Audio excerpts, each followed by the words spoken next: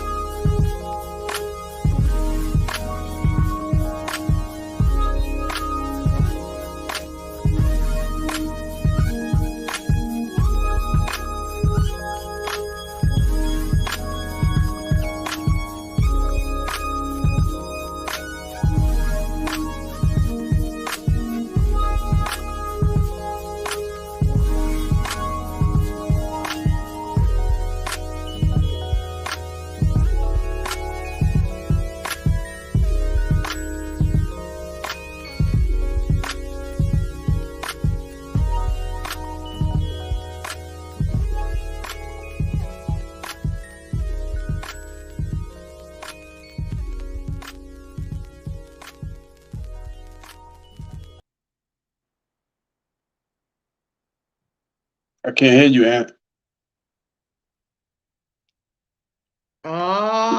There you Have me go. What's on up? mute. There you All go. right, Yeah, there there we you go. There go. we go.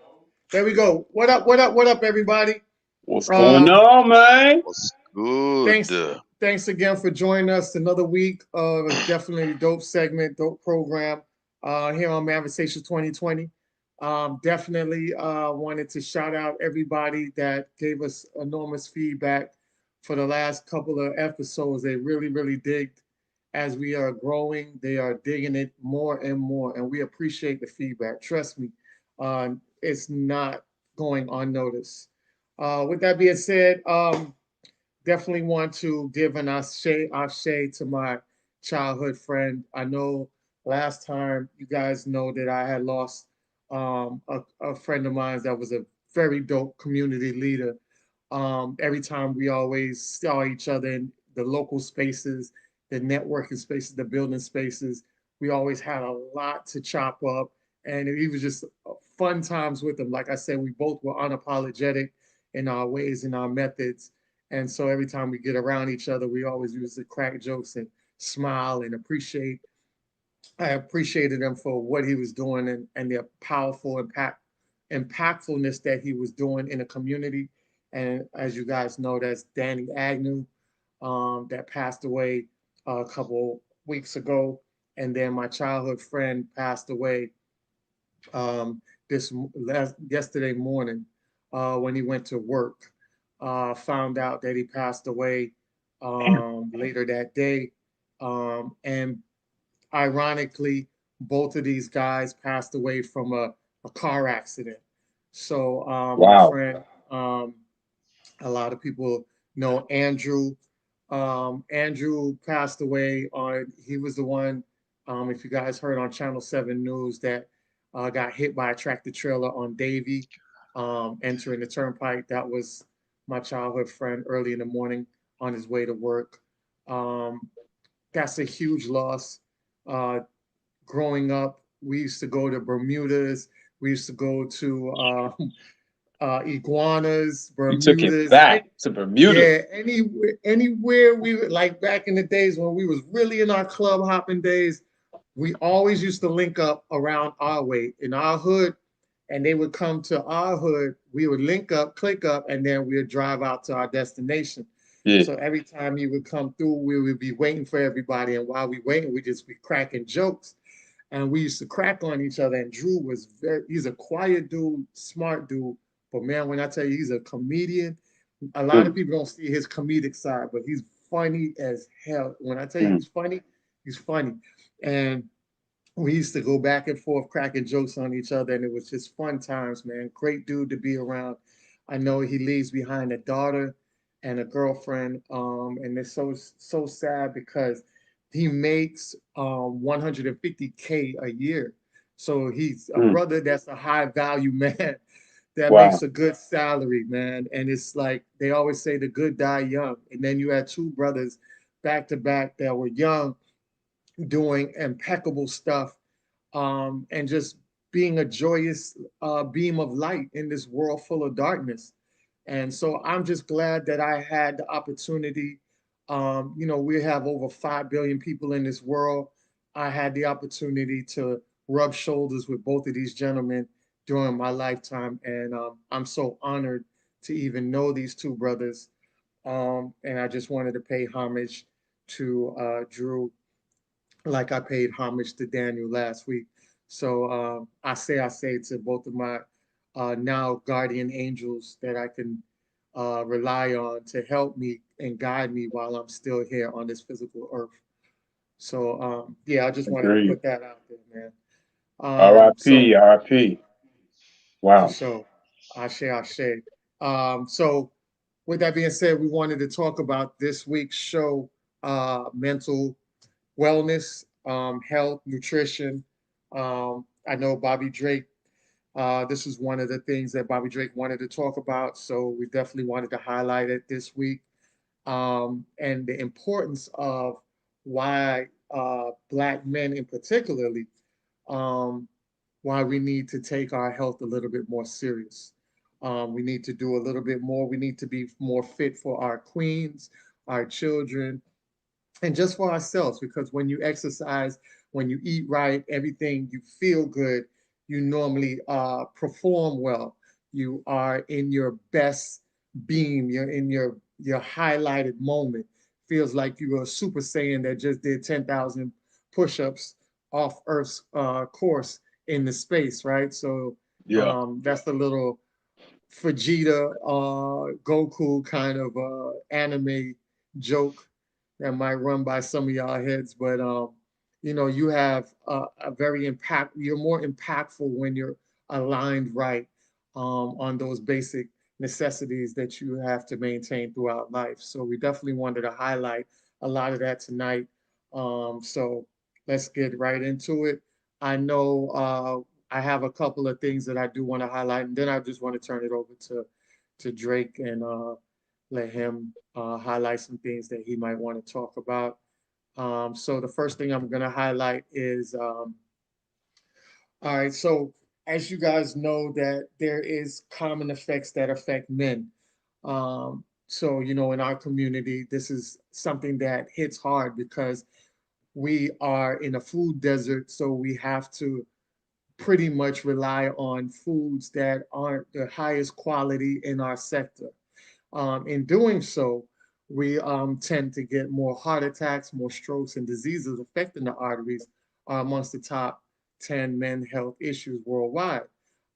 These ailments are collectively known as cardiovascular diseases. In the US, about 697,000 people die of heart-related diseases, and over half are men. So that tells you a lot. You know, we are as men, we're workhorses as well.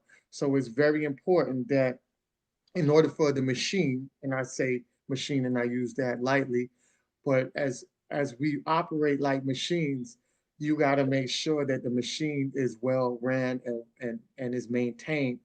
And that's what you're doing when you do your fitness and your health. You are maintaining yourself on a level like that.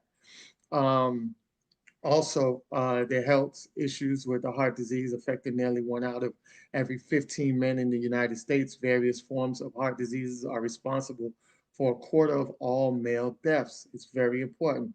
You know, the heart is the center function of the functionality of our lives.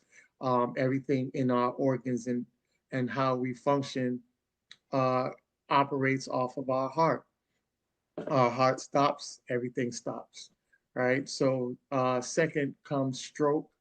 Third is depression and suicide. We talked about that numerous times on this platform where men are 3 times more likely to commit suicide than on any other race or gender, especially Black men. Um, we also talk about lung cancer and prostate cancer. Prostate cancer is a very hot topic when it comes to men, especially Black men in our community. We get to a certain age, which is, I believe, 45 and up. You should be getting your prostate cancer checked. Um, and go to your local doctor. You guys have your primary physician and get that checked up, you know, every once a year. Just do the routine checkup just to make sure that if anything is found, at least you be on top of it and get to eliminate it at its earlier stages than wait to cancer. You know, cancer, when you wait till it get to a stage 4, the chances of you surviving that can be very slim. So it's better to attack it at its earliest points than attack it at its later moments. So definitely want to highlight that. That's very important for us. And men, during the 40s and 50s, men bodies produce testosterone at declining rates. They begin to lose muscle mass and become more prone to weight gain. Their risk of heart disease, blood pressure, and diabetes increases. So it's very important if you're in that bracket to go ahead and start to reevaluate the way you're eating, the way you're doing things. Do I need to exercise more? Um, you know, you'd have to do a whole summary of evaluation and do an honest evaluation, and also do one with your trainer and also do one with your physician. Those are the two main people that you guys need to be more vocal with, is your trainer and your physician. Check your physician first and then go and select your trainer second. But those are the two people that you're going to have to maintain a good rep with, because your trainer is also going to provide a nutritional diet along with your exercise routine. Um, Other diseases are Alport syndrome, male pattern baldness. As you guys know, a lot of women always complain about you guys wearing hats. As you can see, I'm wearing a hat, and I could take my hat off and I'm not fishing because there is hair under my head and I'm not receding or balding. We talked about the prostate cancer from earlier and the sex termination, uh, deterioration from that part of it, the SRY. Uh, when we talk about sexual potency, being able to be sexually active. I know there's a running joke with women that comes with taking gas station pills or honey packets or, all these little things that will help you temporarily boost your erectile function and get you in the mood or in the process to handle your business. So a lot of times we drink a lot of liquor, which can also decrease sexual potency. So as we get older, we want to cut back on a lot of that liquor that helps the decline of the sexual potency in um, in our cycle. So it's very important for you guys to understand your body, learn your body, and know how to keep your body running with high mileage. We like to talk about women with high mileage, but your body with high mileage, it runs down. And you want to make sure you're still in competition. You got to make sure your body is maintained enough for you to still run in competition with these young boys out here. So make sure you're doing what you need to do. All right. Muscle mass decreases approximately 3 to 8% per decade after the age of 30. At this rate of decline is even higher after the age of 60. This involuntary loss of muscle mass, strength, and function is a fundamental cause or contributor to disability in older people, meaning that if we don't maintain a regimen of exercise and eating and having a consistent weight, when you are not doing that, your body will deteriorate. And then when you get older, your bones get brittle. You're not as able to move around like you were before, and your body ends up being run down. It's kind of like you have a car. No matter how new your car is, if you let your car sit in the driveway for a whole year, you don't start it up, you don't move it, you don't do anything, you'll start to see that car starts to rust. The parts in the car is not going to be on point, and it's not going to run the same as if you started it every day. And also, your battery might die, so you might have to get a new battery or jump start the battery you have in there. So just keep that in mind as well. All right. Make sure that you see a doctor. If a person is having trouble getting or maintaining erection, they should speak to a doctor. Eat a nutritious diet, more or less, more on the lines of an alkaline diet. Shout out, I say. We talked about I say to our ancestors, also to Dr. Sabi, who kept us on a very alkaline-based diet and showed us at the age of 80 that he was able to jump up off his knees and also have a very high sex drive at the age of 80. And he was able to do that through a nutritious diet. So it's very important when it comes to nutritious diets. 3, get regular exercise. 4, communicate with sexual partners. You want to be uh, you want to have a great communication with your sexual partner because there are things that you can do that can arouse you naturally with your sexual partner. So learn each other, learn those things that get you up, that get you aroused, so you don't have to run to the store and get any honey pack or use anything that's unnatural to get yourself up. Because when you start using a lot of things that's unnatural, then your body relies on it, and then it ends up it ends up being immune to it, and then it doesn't work for you anymore like it's supposed to. So you don't want to run and get the honey patch. You don't want to be on a subscription of Viagra. You want to try to do things the natural way and maintain it in that order. Explore new things. That can also uh, heighten your horizons and expand your mind. Once you get your mind clicking, it gets you in new directions. Like I said earlier, limit the alcohol intake because alcohol tears down your liver. As you know, the function of your liver. If you don't know, then go ahead and Google and research it. But your liver is very important, and the alcohol will take that out.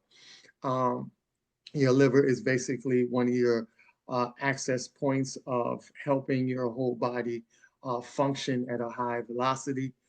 So that's why it's very important to take care of your liver and make sure, and by doing that, is limiting your alcohol intake. Sleep well. As you guys know, the more rest your body gets, the more it gets to repair itself.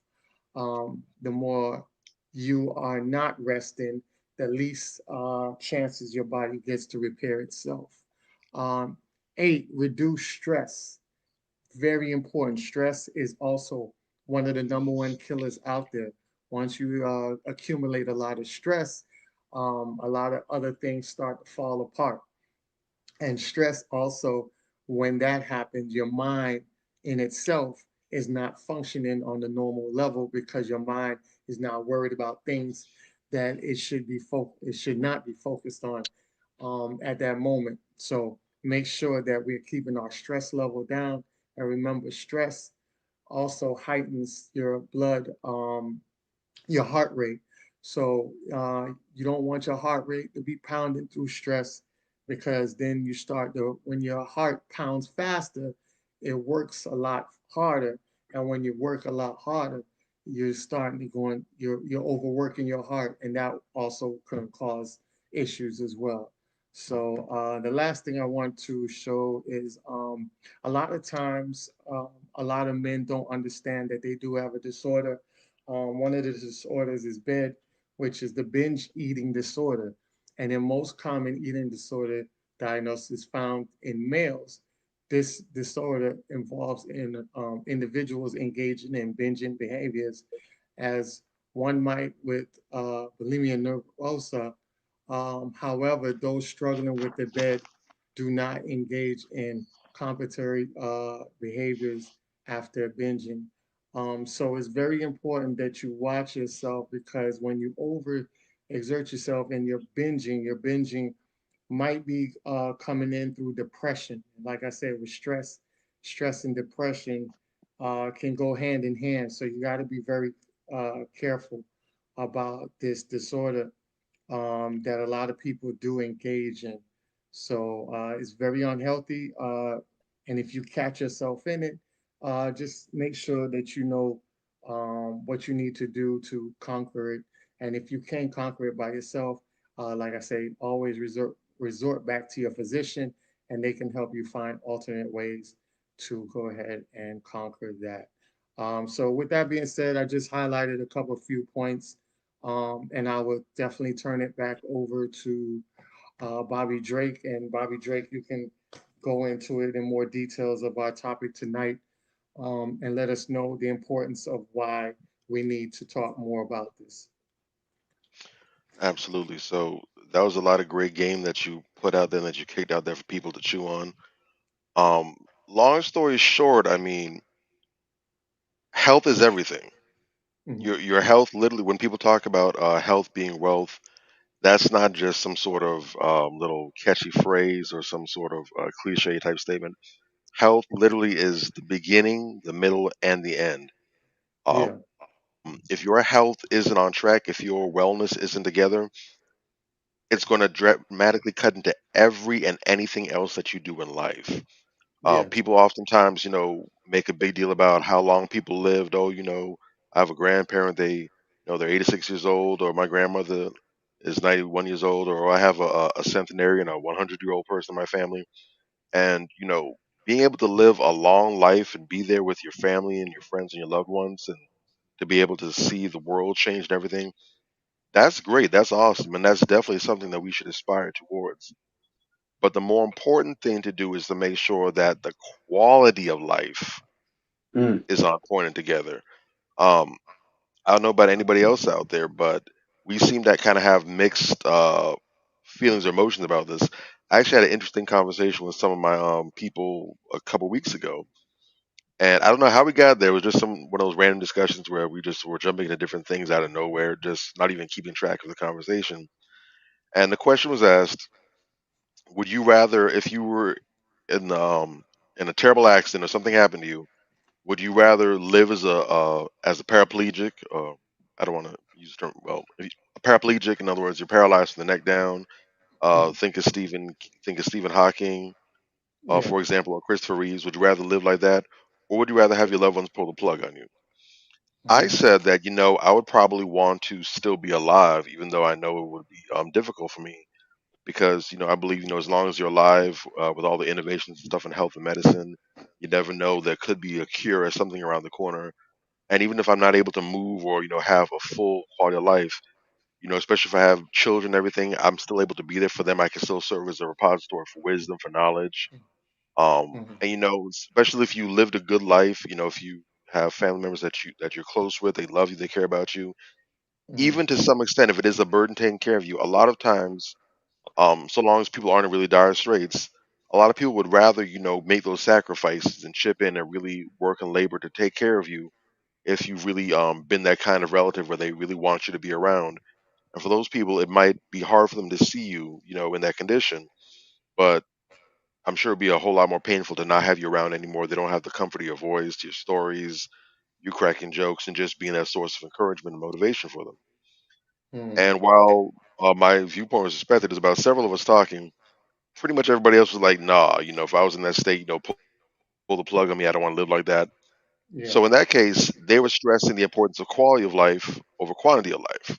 Yeah. If I can't have a full active life, if I can't move, run around, jump around, if I can't go places on my own, if I don't have to be a burden on other people, I have to rely on others for pretty much every single thing, to wipe my own ass, all the other stuff, I don't want to be Mm. here. Mm. And I can Mm. understand that, and it makes sense. There's nothing wrong with either viewpoint. Both have a whole lot of weight to it. And I'd imagine most people would rather say, you know what, if that's me, pull the plug. I've had a good run. That's it. Mm. We say that when it's something as drastic as, being bedridden, you got to chew on a tube or something to talk or communicate, or you can't breathe on your own. But so Mm. many of us have absolute terrible practices for optimizing our life and quality of life. Yeah. Um, the biggest killer of people, the biggest killer of people is obesity. If you Mm. look at the rates, and I don't have the exact figures to give you, but it's a very easy Google search. If you were to look right now at the top 10 causes of death worldwide, and you can break it down by country too. You can look at for the United States. You can also look at it worldwide. Mm. Consistently, you will see that at least half of the list is all eating related. Mm. Obesity, all different things, heart attacks, strokes, those kind of things. Uh-huh. Half of the list is going to be things that are easily fixed by proper eating and exercise, and most of those are going to be in the top five. Correct. The number one killer is cardiovascular disease. So just some figures that I looked at, specifically where we're concerned, because as you know, due to living in a system of systematic racism, white supremacy, when other Exactly. people catch a cold, we catch pneumonia. Mm-hmm. This is compiled from a number of different sources. Non-Hispanic blacks have the highest prevalence of obesity at 49.6%, followed by Hispanics at 44.8%, and non-Hispanic whites at 42.2%. Mm. African American women have the highest rates of obesity among any demographics group, with approximately 4 out of 5 black women having overweight status or obesity. Mm. Black women are twice as likely to be severely obese, with a BMI body mass index of at least 40 at a rate of 16%, as almost every other group. Overall rates of obesity, which is typically considered a BMI of 30 and up, are highest among black women at 57%, followed by Hispanic women at 49%. Obesity is related to a wide range of chronic health conditions, especially diabetes, and people defined as obese are more likely to rate their own health as poor. So, in most cases, you don't even have to go to the doctor. You can tell just based on your day to day living that you're not in good shape. Taking too many steps is a chore. Going up a flight of steps, forget about it. You have to pause in some cases, and I've seen this with my own eyes with some people as well too. They can't even take not even a couple of flights of stairs. Just going from the first to the second floor is a chore. They got to pause somewhere along the way to catch their breath. Um, they can't. They have to make sure they park close to buildings and entrances. They can't walk too far. It's a real task.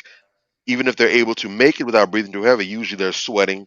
I think we've all seen, not trying to be funny, disrespectful, but we've all seen, I think, usually a really large dude carries a towel with him because everywhere he goes, he's just sweating because basic movements are that big of an exertion for them. Yeah.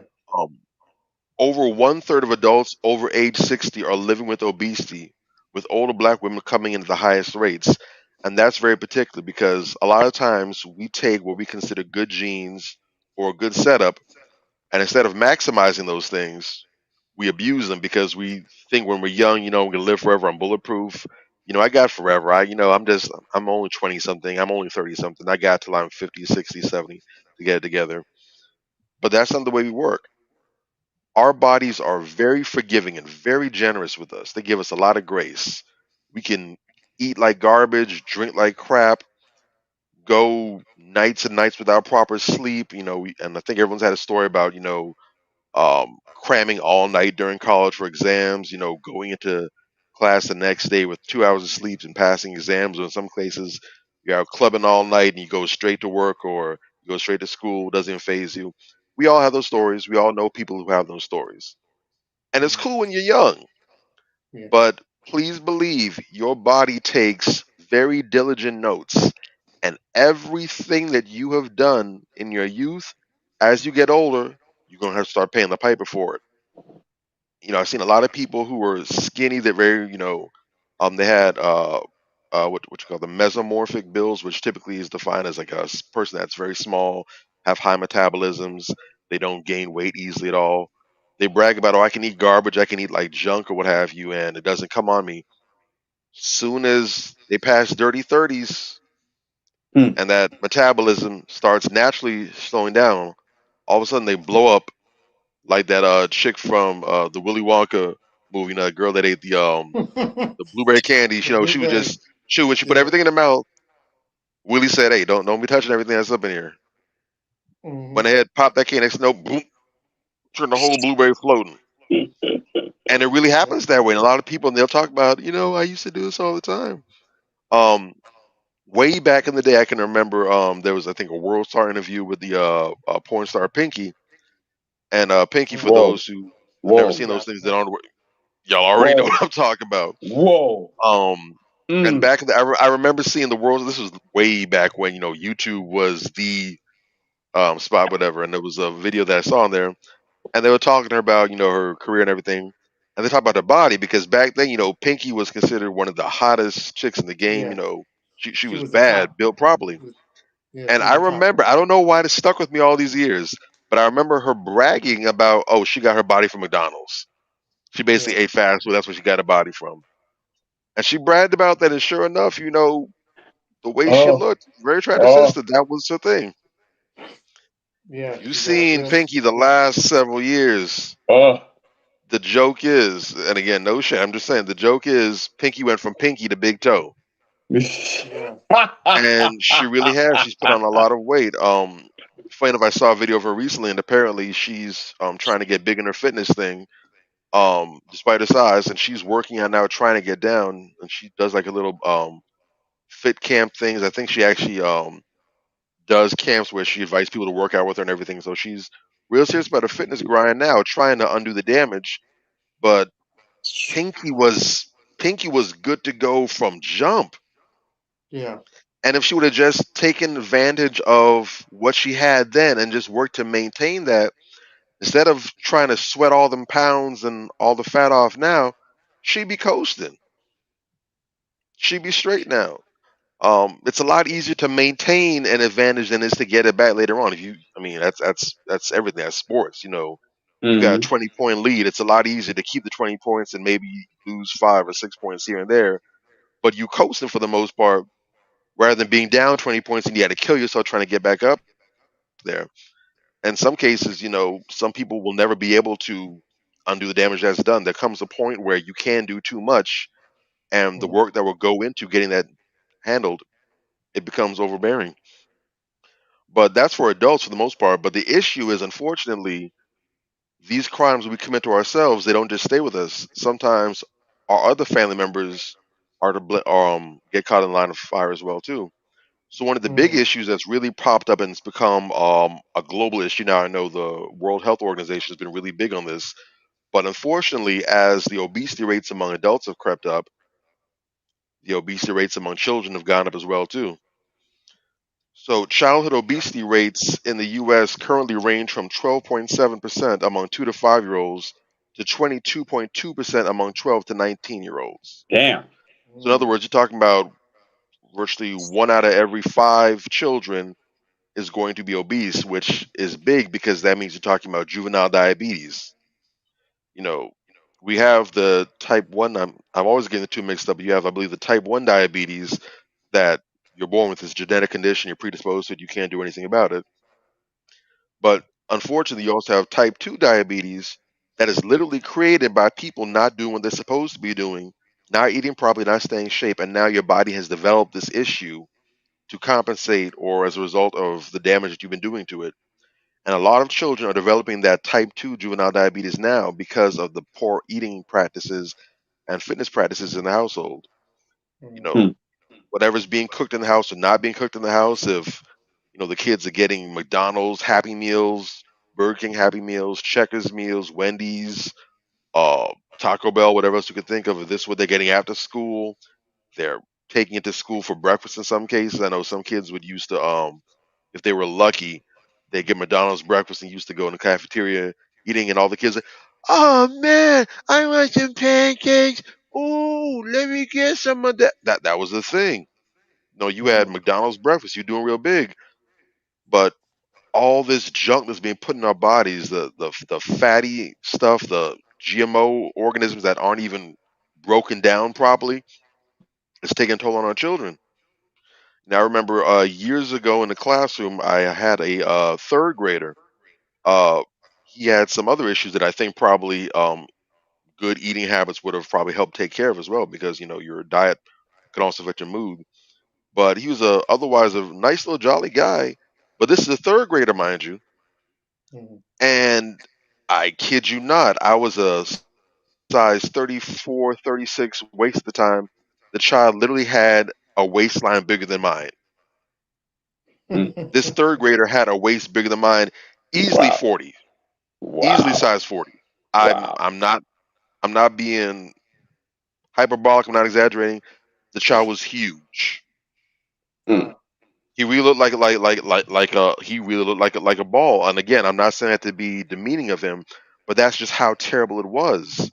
Now, there are some cases where you do have some diseases that cause obesity or cause where you gain weight very easily. Most people are not suffering from that. Mm, We live in an era now where a lot of work is being done on computers or behind screens.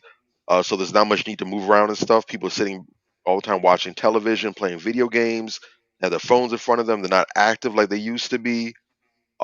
And it's so easy to call Grubhub or DoorDash to order food brought to you. There's not a lot of reason to move. Truth be told, in many ways, you could actually literally live inside your house nonstop and not take any L's. Everything can be done for you. You can bank online. You don't have to go to the bank anymore. You can get groceries delivered. You can get food ordered to you. You can work from home. Uh, you know, there's a lot of reasons that we have now where you don't have to leave the house unless you really want to. And mm, unfortunately, a lot of people are going along with that, and it's causing problems. We shouldn't have issues where we're battling obesity rates in our children, and really they're not able to get a fighting chance in life. They're entering adulthood, they're making it that far, and already they're facing a shortened lifespan. They have to worry about cancers that are popping up, and that's another thing that's getting big now. Childhood cancer is on the rise and on the increase, where it didn't used to be as much. And if you look in older photo albums, if you look at pictures from like Time magazine, People, Jet magazine, and look at people back then, especially black people back in the days, you see that you didn't see a whole bunch of obese fat people like that. You mm, had them here and there. It's not like they didn't exist, but they were part and parcel. You took a random picture anywhere, you were more likely to see people that, even if they weren't super fit, they weren't about to go and do like a Bally Total Fitness DVD or something, but they were in good shape. Nowadays, you do that. Most people you're going to see are going to be lumpy here. They're going to have the auntie and uncle arms there. They're going to have the large calf muscle, the swollen ankles. They're going to have the puffy necks, the double chins, the triple chins, the jowls, and everything. And that's not the way we're supposed to be. We don't operate at our best like that. Um, mm, so the question then becomes, all right, well, what do we do about it? How do we fix these issues? First and foremost, you need to get up off your ass. You need to exercise. You mm, can't get away from it. It has to be done. Your body needs positive stress. So we definitely accumulate a lot of negative stress in our lives, but you have to find ways to get some positive stress because we are not designed to exist in a state of pure comfort. Comfort kills. yeah. It's important that you push yourself. Um, they even show in all respects when you're an older, they say that one of the things that can help you fight off dementia, fight off Alzheimer's, keep yourself fresh and sharp is doing things to challenge yourself mentally. So trying to learn languages, solving puzzles, whether it's physical puzzles, crosswords, what have you, doing things to keep your mind sharp will allow you to be able to use your brain better when you're older. The old saying goes, if you don't use it, then you're going to lose it. True. That's true across the board. It's currently recommended, and I know some people are trying to dumb it down just to try to make it easier for people, but we don't need things to be easier. That's how we've got here now. Yeah. It is recommended by a number of health associations, the ACSM being the most prevalent, that the human body requires 150 minutes of exercise a week.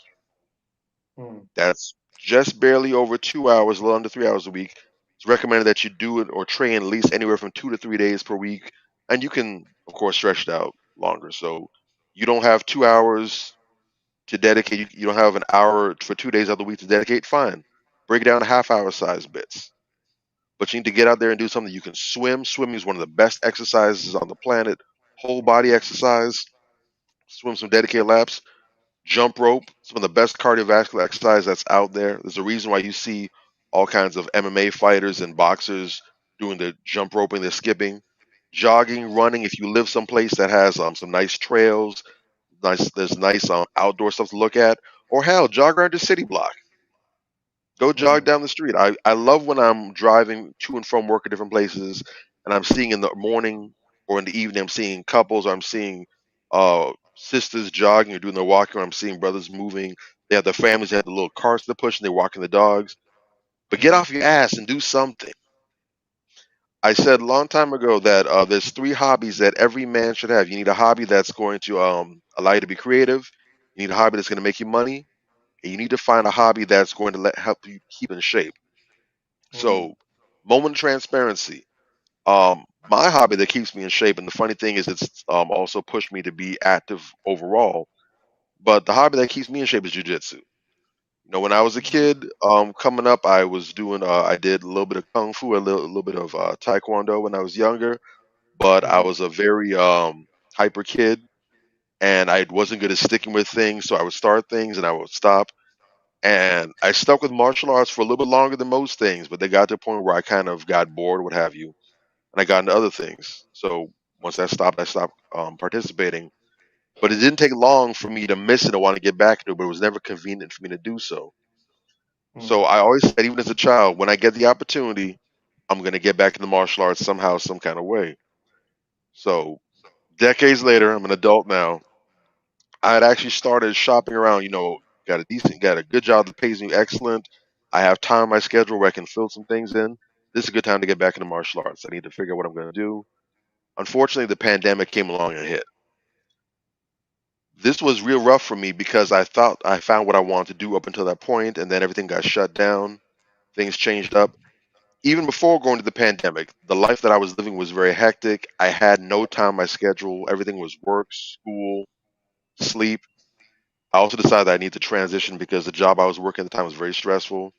So basically, I went from when I was younger, I was a 4 to 5 day a week gym rat. I would spend at least an hour or two in the gym consistently for years. mm, I went to being inactive really for a period of 3 years where I literally did not have the time to get to the gym. And so, because of the good habits that I had built up, it took a while. But again, like I said, your body takes notes, keeps up with you. So I went from being consistently 220 pounds at 6 feet tall mhm, to gradually building up. And at mhm. my highest weight, I was 260 pounds. Yeah. So I was stacking weight. I never knew what that was until long. So I knew I had to get in shape. I hated being that way. I hated being fat. I knew I was fat, and I'm like, you know what? I'm here now. As soon as I get the chance, I'm gonna fix it. Once Mhm. the pandemic cleared up, a new gym popped up near me. I saw that one of the things they had there was they offered jujitsu classes, and for Mhm. me that was a sign. I went ahead, got active, got involved. First week or two, kicked my ass. It was Mm. I'd never felt so out of shape in my life. It was very humbling, Yeah. and I got to see exactly where I was. I couldn't make it 15 minutes of the class. The warm ups were killing me, so I Mhm. was out of breath. I was sogging, but I stuck with it. I didn't give up. I said, "It's this way now. It's not going to be this way." Kept at it. Kept at it. Started getting easier. Forced me to take my eating more serious. So then I decided I had to eat better if I want to get better results. One of the biggest things I learned early was that your water intake is everything. So I Yes. realized a good third of the reason, at least, why I was getting so winded, I didn't have much endurance, was because I was severely dehydrated. So I Yes. got me a nice little water bottle. I was about a half gallon and made a point to start drinking that. The minute I consistently started getting dazed with my water, I automatically doubled my output of what I could do. It Mm. was crazy. It was Yeah. night overnight change. And I And want to so, I want to drop this gem right in there about the water. So a lot of people don't know. Um, if you can, always keep a bottle of water by your bedside. It doesn't have to be um, refrigerated, room temperature. I keep a bottle by my bedside. Why do I do that? absolutely Because there is benefits to drinking water. All right. So one of the benefits of drinking water is when you drink water before you take a shower, it actually lowers your rate. It keeps your heart rate at a correct. lower um, stability. It stabilizes your heart at a lower rate, so it's not racing and pounding. It calms you before you go in.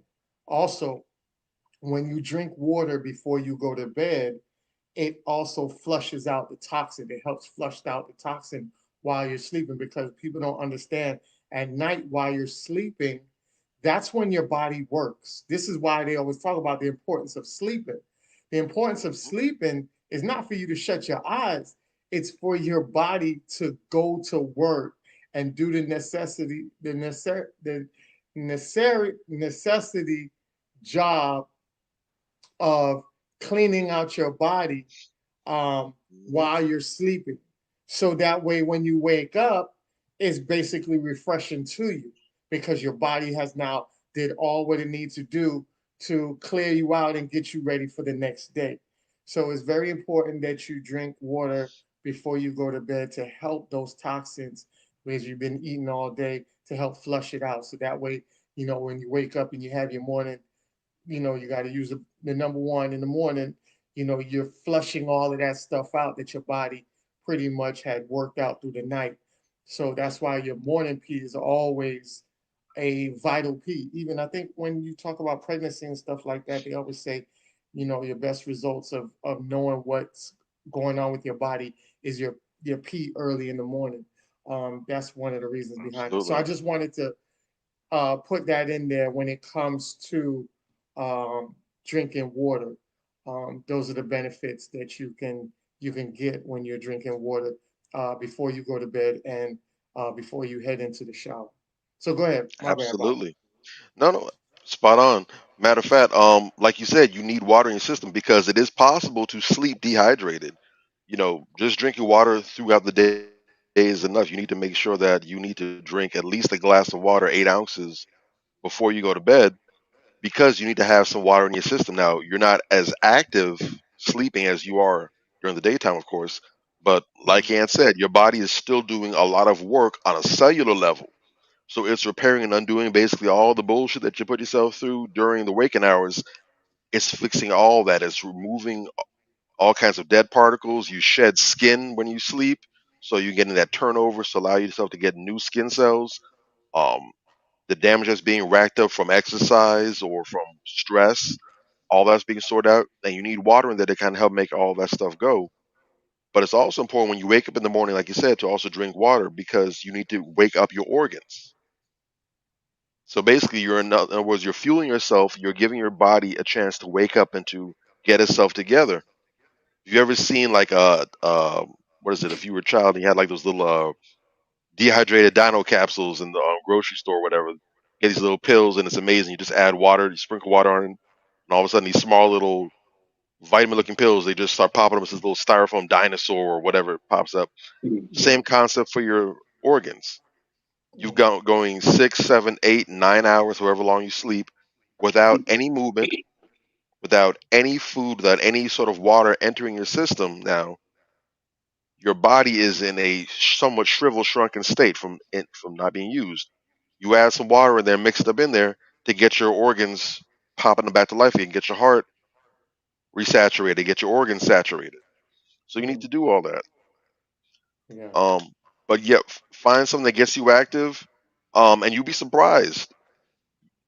It's very easy to become, once it becomes a habit, to become addicted in a positive way to exercise. Some people are doing different things. You might just be content with taking it right there and just going getting your little few hours in throughout the week at the gym, and that does it for you. Maybe you want to get involved in a boot camp on the beach or at a park somewhere with some friends. Maybe you want to use sports to do it. I've been Mm, doing jujitsu for about a year and a half now. This time a year ago, I was still about 260, 255 pounds. mm. I weigh in at 228 pounds right now. Um, not back to where I was in my appreciate it. I'm not back to where I was in my heyday, but that's cool because I'm looking to surpass that now in a different way. That's a big So deal. I'm well on track. And that same little fat bastard that couldn't keep up 15 minutes in a jujitsu class is now Yeah, competing, I see you. winning, and racking up stuff. I Just had see one you, this dog. past weekend. So, you know, I'm out here, I'm living it. And again, I feel amazing again. I originally Mm, Yeah. started working out heavy in the first place because I was dealing with depression at the time. Young mm, broke college student. I can't afford therapy sessions. So literally, mm. literally, and I say this and I mean this. It's not a metaphor. The gym literally saved my life. Literally saved my life. Exercise literally saved my life. I might not have Wow. been here Mm, today if I didn't start working out back then. That's Wow. how powerful it is. That's heavy. When I Heavy. couldn't work out, when I couldn't exercise anymore, I definitely felt it. I felt drained. I didn't have as much energy, wasn't sleeping as well. And I definitely felt like I was missing a part of me because, 4 to 5 days a week for like 6, 7 years, that's a lot of commitment. That's a big part of yeah. you to just drop off like that. So getting back into it now, I feel better than ever. I'm more motivated than ever, and I'm looking to take myself now in my 30s to heights and places that I didn't see when I was in my 20s. So I'm looking to be the best version of myself for me, for my family, my loved ones. I'm looking to be one of those 60-year-olds that puts the 20-year-olds to shame.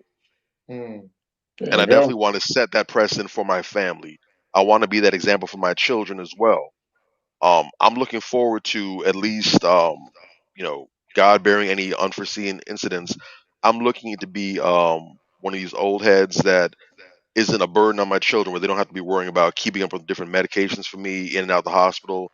I'm looking to be prime optimal shape. All you gotta do is drop my grandkids off and go do what you're doing. We be good over here. And I think that's a huge blessing to be able to give to your family. It's an amazing thing when you're able to be in good shape and you're 70 and 80, and your kids don't really got to worry about you too much like that. mm, Anyone who has sick older relatives, if you have a mother or father that's always in and out the hospital for different ailments, this and that, you know, you love your relatives, so you do what you got to do for them. No question about it. Mm, But you definitely love it if you knew that you didn't have to be as, forget the money. Just you don't have to be worried about them wondering, okay, is this the big one or is it going to be this time?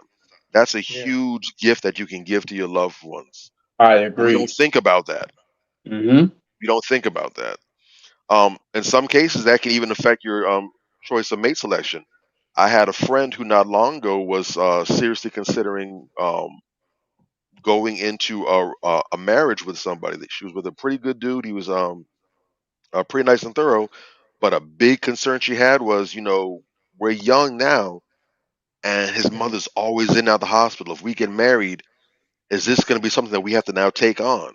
Mm. So again, when we talk about vetting spouses, these are real. real grown up things that we're talking about now. That's grown. That's grown up shit. Real talk. So health might seem on the surface like a personal thing, but like a lot of other things, it has a lot of far-reaching implications that sometimes we don't even see in the moment, but we will definitely feel down the line. Mhm. So that should be a number one concern of us ourselves. One of the things that you hear a lot when we talk about things that hurt us and kill us, we talk about homicide rates. People like to talk about crime rates. Um, a lot of gender wars you hear talking about. Oh, uh, men are killing us from some women and such. Just to give you some context, at present in 2021, there were over 11,696 offenders of murderers in the U.S. who were male, compared to 1,690 who were female. The overall risk of homicide for women was substantially lower than that of men, but their risk of Mm, being killed by a spouse or intimate acquaintance was higher. In contrast Mm. to men, the killing of a woman by a stranger was rare. Overall, you had roughly 600,000 cases of homicide. I think that might not entirely be on the level, but they're rating that it was roughly 600,000 people who were the victims of homicide the past year. Now, when you look at the rates of death by cardiovascular disease, Mhm. according to data, cardiovascular disease globally takes out roughly 18 million lives. Mm. mm, damn. 18 million lives. Now, this is globally, but in the US, the rates are somewhat higher than other places. And a lot of that is due not just to our lack of exercise, but our poor eating as well here. It's the Mhm. lack of it's lack of good quality food that we eat, as well as the strange way that we go about eating. But, um, there's so many different levels that you can get into with this. But ultimately, the bottom line is make better choices with your eating, cook home when you can.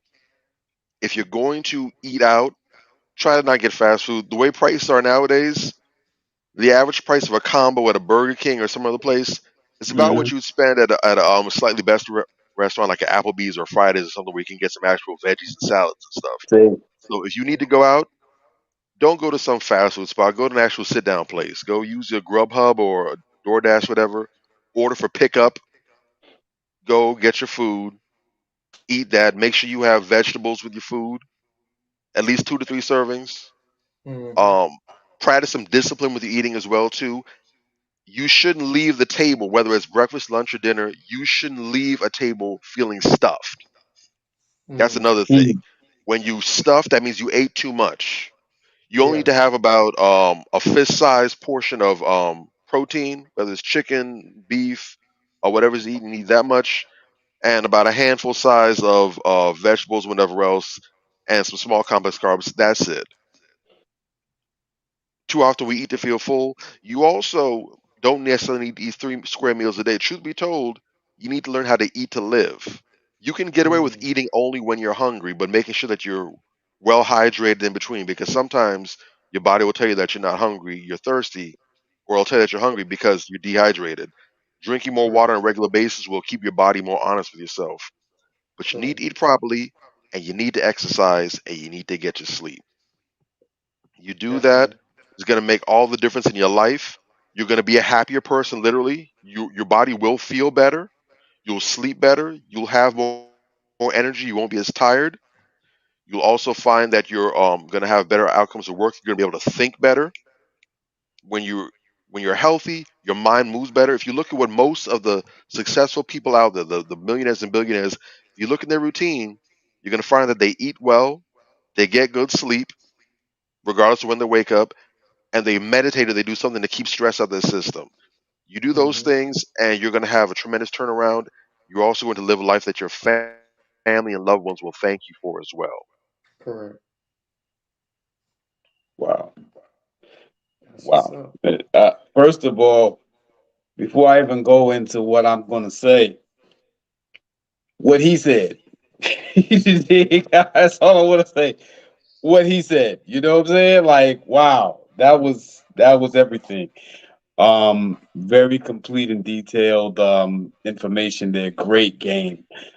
Yeah. Um, I just like to emphasize, the parts, certain parts of what Bobby said, and just kind of elaborate a little more real quickly.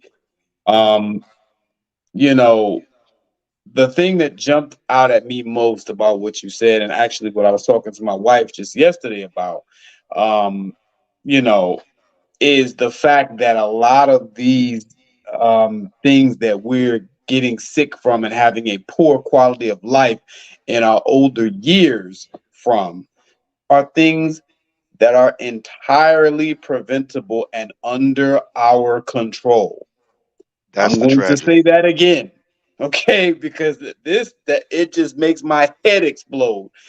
These things are entirely preventable and under our control. You Mm, understand what I'm saying? Simply because people just don't have any damn discipline. You know what I'm saying? That's the long and short of it.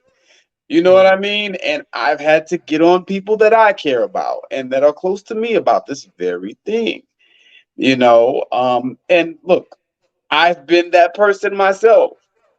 But the difference with me is when I see that there is a problem and I know that there is an imminent threat, something that will affect my life now, something that will affect my life down the road. Like you said, you don't want to be a burden to your children and you don't want to, whatever the case may be. I think about that stuff. I don't want to be a burden to my wife. You mm, know what I mean? I want to be healthy. I want to be strong for her. I want to be here for my family. And all of this type of stuff and this prevention comes from simple, everyday discipline. mm, Can you say, I'm going to do this thing and do it? That's what it is at the end of the day. Or not do it. If you're not supposed to eat a certain type of food, don't damn eat it. If mm, you Yep. know that you need to exercise, make a way and exercise. You know mm, what I'm saying? Because again, it's entirely preventable. It's entirely controllable. And a lot of us out there right now are watching this, eating a goddamn honey bun, and you don't have no business doing it. mm, We have to be serious of this. Goes back to the whole conversation, the broader conversation about our people, unfortunately, being perpetual teenagers or wanting to be perpetual teenagers. You know what I mean? Like we're just not serious about a good many of things. mm, You know what I mean? And this, Real. unfortunately, is one of those things. This is at the top of the list. mm, Health and nutrition, exercising, dieting, black people as a group. I love my people. That's why I'm getting on your ass. Black people as a group, we are not serious about this. mm, And that's why we continue to lead in every statistical category regarding what's bad when you start talking about health. That's why, as Bobby pointed out, there's some people who are born with certain ailments or whatever the case that cause them to be obese. But the overwhelming majority of us just can't put down the damn Twinkies. That's just what it is. How we explain that? That's on us. And like you also said, there's no way you can be your best self when you're in a constant state of discomfort. And that's on all levels because it affects the way you look, which is going to affect the way that you feel, which is going to affect the way that you think. You understand what I'm saying? Which is going to affect the way that you interact. yeah, Everything is interconnected. And, the seriousness with which we take people criticizing Lori Harvey, I'd like to see us take that same criticism, that same level of seriousness, right? And apply it to things like this that actually matter. Because at the end of the day, you can be making $200,000 a year, $250,000 a year. You could be so educated, you could have 10 degrees, you could be this, that, and the third. But if you're not healthy, your ass ain't gonna be here. Mm. Or if you are here, you're going to have a very poor quality of life. And we just gotta Right. stop that. Like, I used to be in these poetry spots, and I remember one time a poet was, doing one of their poems about the revolution. And they're like, yo, well, somebody after he got on stage, another cat got up on stage. This big swole cat used to work out all the time. And he talked for a few minutes. He was hosting that night. He talked for a few minutes about, yo, I hear y'all talk about revolution a lot, and that's great. I'm with it, Uh-oh. I'm game, but shit, if there was a revolution, I could actually pick up some shit and throw it. I could swing a bat. You know what I'm saying? Like I can actually contribute. Most of y'all can't run 20 yards without falling out. Yeah. What the hell you gonna do? And Wow. I mean, it was laughter. It was very uncomfortable laughter, but As it should be. goddamn it, he had a point. Mhm. You know what I'm saying? We owe it to ourselves and our families to stop eating like shit, to start exercising, getting the proper rest, and taking care of ourselves. Period. Point blank. End of story. Hashtag no coddling, no excuses. I am so tired of hearing people make excuses for this shit, including myself at one point. You Hmm. understand what I'm saying? And it's like, hell, I went to the doctor the other day and my paperwork came back a little funny. I'm like, oh shit, I didn't realize that, cholesterol is high and this and that. Okay, but it's because I didn't realize what was going on. I didn't see, I didn't know. Now that I Mm. know, what you think's gonna happen? Adjust. Make the I'm Boom. just preventative. saying, It's go you time. know. And when I say it, God damn it, I mean it. And people know when I say something, I mean it. We Yeah. all have to get in the habit of saying what we mean and meaning what we say and taking things that are this critical as our dieting, health, and exercise seriously and acting on what the hell we say we're going to do and what we need to do. Right. Because Yeah. we be bullshitting. I'm going to just keep it a buck. The vast majority of people I know, black folks, when it comes down to health, we be bullshit. Yeah. Hmm. And that's it's so important because as men, we like to ride women all the time. Right? And I know in society, men have money, and most men that have money um, don't too much be in the best shape, right? So we This is let it true. go. We let it go because they're not in the best shape. But if you're talking about nation building, if you're talking about uh, being that ultimate couple goal that you glorify with other relationships, part of that is reflection. I'm in a relationship with somebody, they should be in a reflection of me. You Agreed. should say, that's 100. the female version of Ant. That's my mate. You should look at my mate as a female version of me. It's a Mm. reflection. I don't want to be running around here with a goddamn pot belly looking like Crane from Ninja Ninja Turtles. Turtles. Yes. You know what I'm saying? Where I got a man Yo. outside of my stomach. You know what I'm saying? Woo! So I want to make sure that I give my wife the same decency and respect and admiration that she is giving me. So when I Yeah. walk out the door, I want my wife to be like, I got a fine ass motherfucker. Yeah. That I is don't want to be the one that just say my wife is fine as fuck. right. I want my wife to look at me and have that same admiration that I have for her. Mm. You know what I'm saying? And Oh yeah. You do. I always say that I'm not going to let myself go and monitor her to make sure she ain't letting herself go. Accountability as partners is holding each other accountable. Real talk. If I say, babe, we need to go to the gym because we look like we both slipping. There you go. All right, let's go to the gym. There you go. And do what we got to do. That's it. But I'm not going to sit here and, be like, damn, girl, you done put on 5 pounds, man.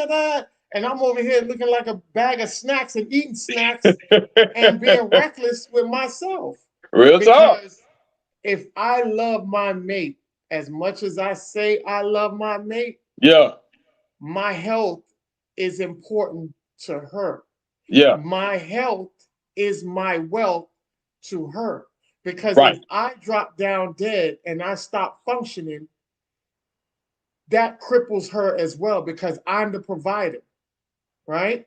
So if I'm the provider and she is depending on my source of income to sustain what we got going down, because part of the contract that I did was I presented myself as such, then I got to make sure that I'm doing what I need to do to be here as long as I can for her.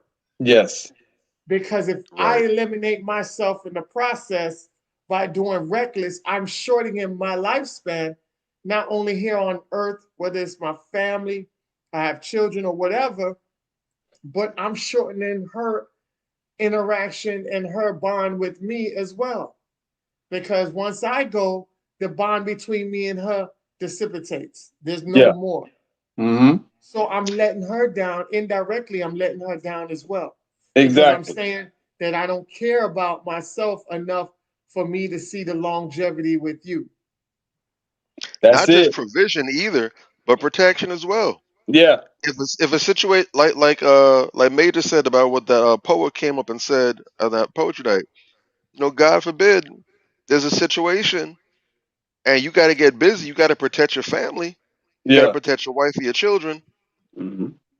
And you got all this weight, got all this size on you. You out of shape. Mm-hmm. How you gonna win a fight with whoever's coming at you? Real talk. Yeah. And I know a lot of people like, man, I don't got to fight, and that's a joke too. Man, That's a joke. I don't got to fight. I can aim. Okay, you can aim. Cool. You got that big ass gut. How you gonna get to your firearm? Exactly. Real talk. You got in your appendix. You got to move that belly out the way. Yeah. You got on your side. You got to move them love handles. You got on your back. You can't even reach your back. Correct. By the time you get to it, they already got 4 or 5 holes in you. Correct. I was watching Extraction today. What was it today or earlier today or yesterday? I was watching Extraction. Sounds good. Is it good? Extraction 1 and 2. Right? Yeah. Oh yeah. And in part 2, I was, I'm just using that because you brought that up, Bobby, and I wanted to insert that part of Extraction 2, and the lead role guy is Thor, if y'all don't know. So Thor, if you're an Avenger fan, Thor, the guy who plays Thor, that's who's in Extraction, right? And in Extraction, he's physically fit, but the girl, there's a little daughter that he has to help because he's helping the wife escape from the husband. Please don't tell us the whole movie. She has a son. Yeah. She has a son and a daughter. Because you do that, Ant.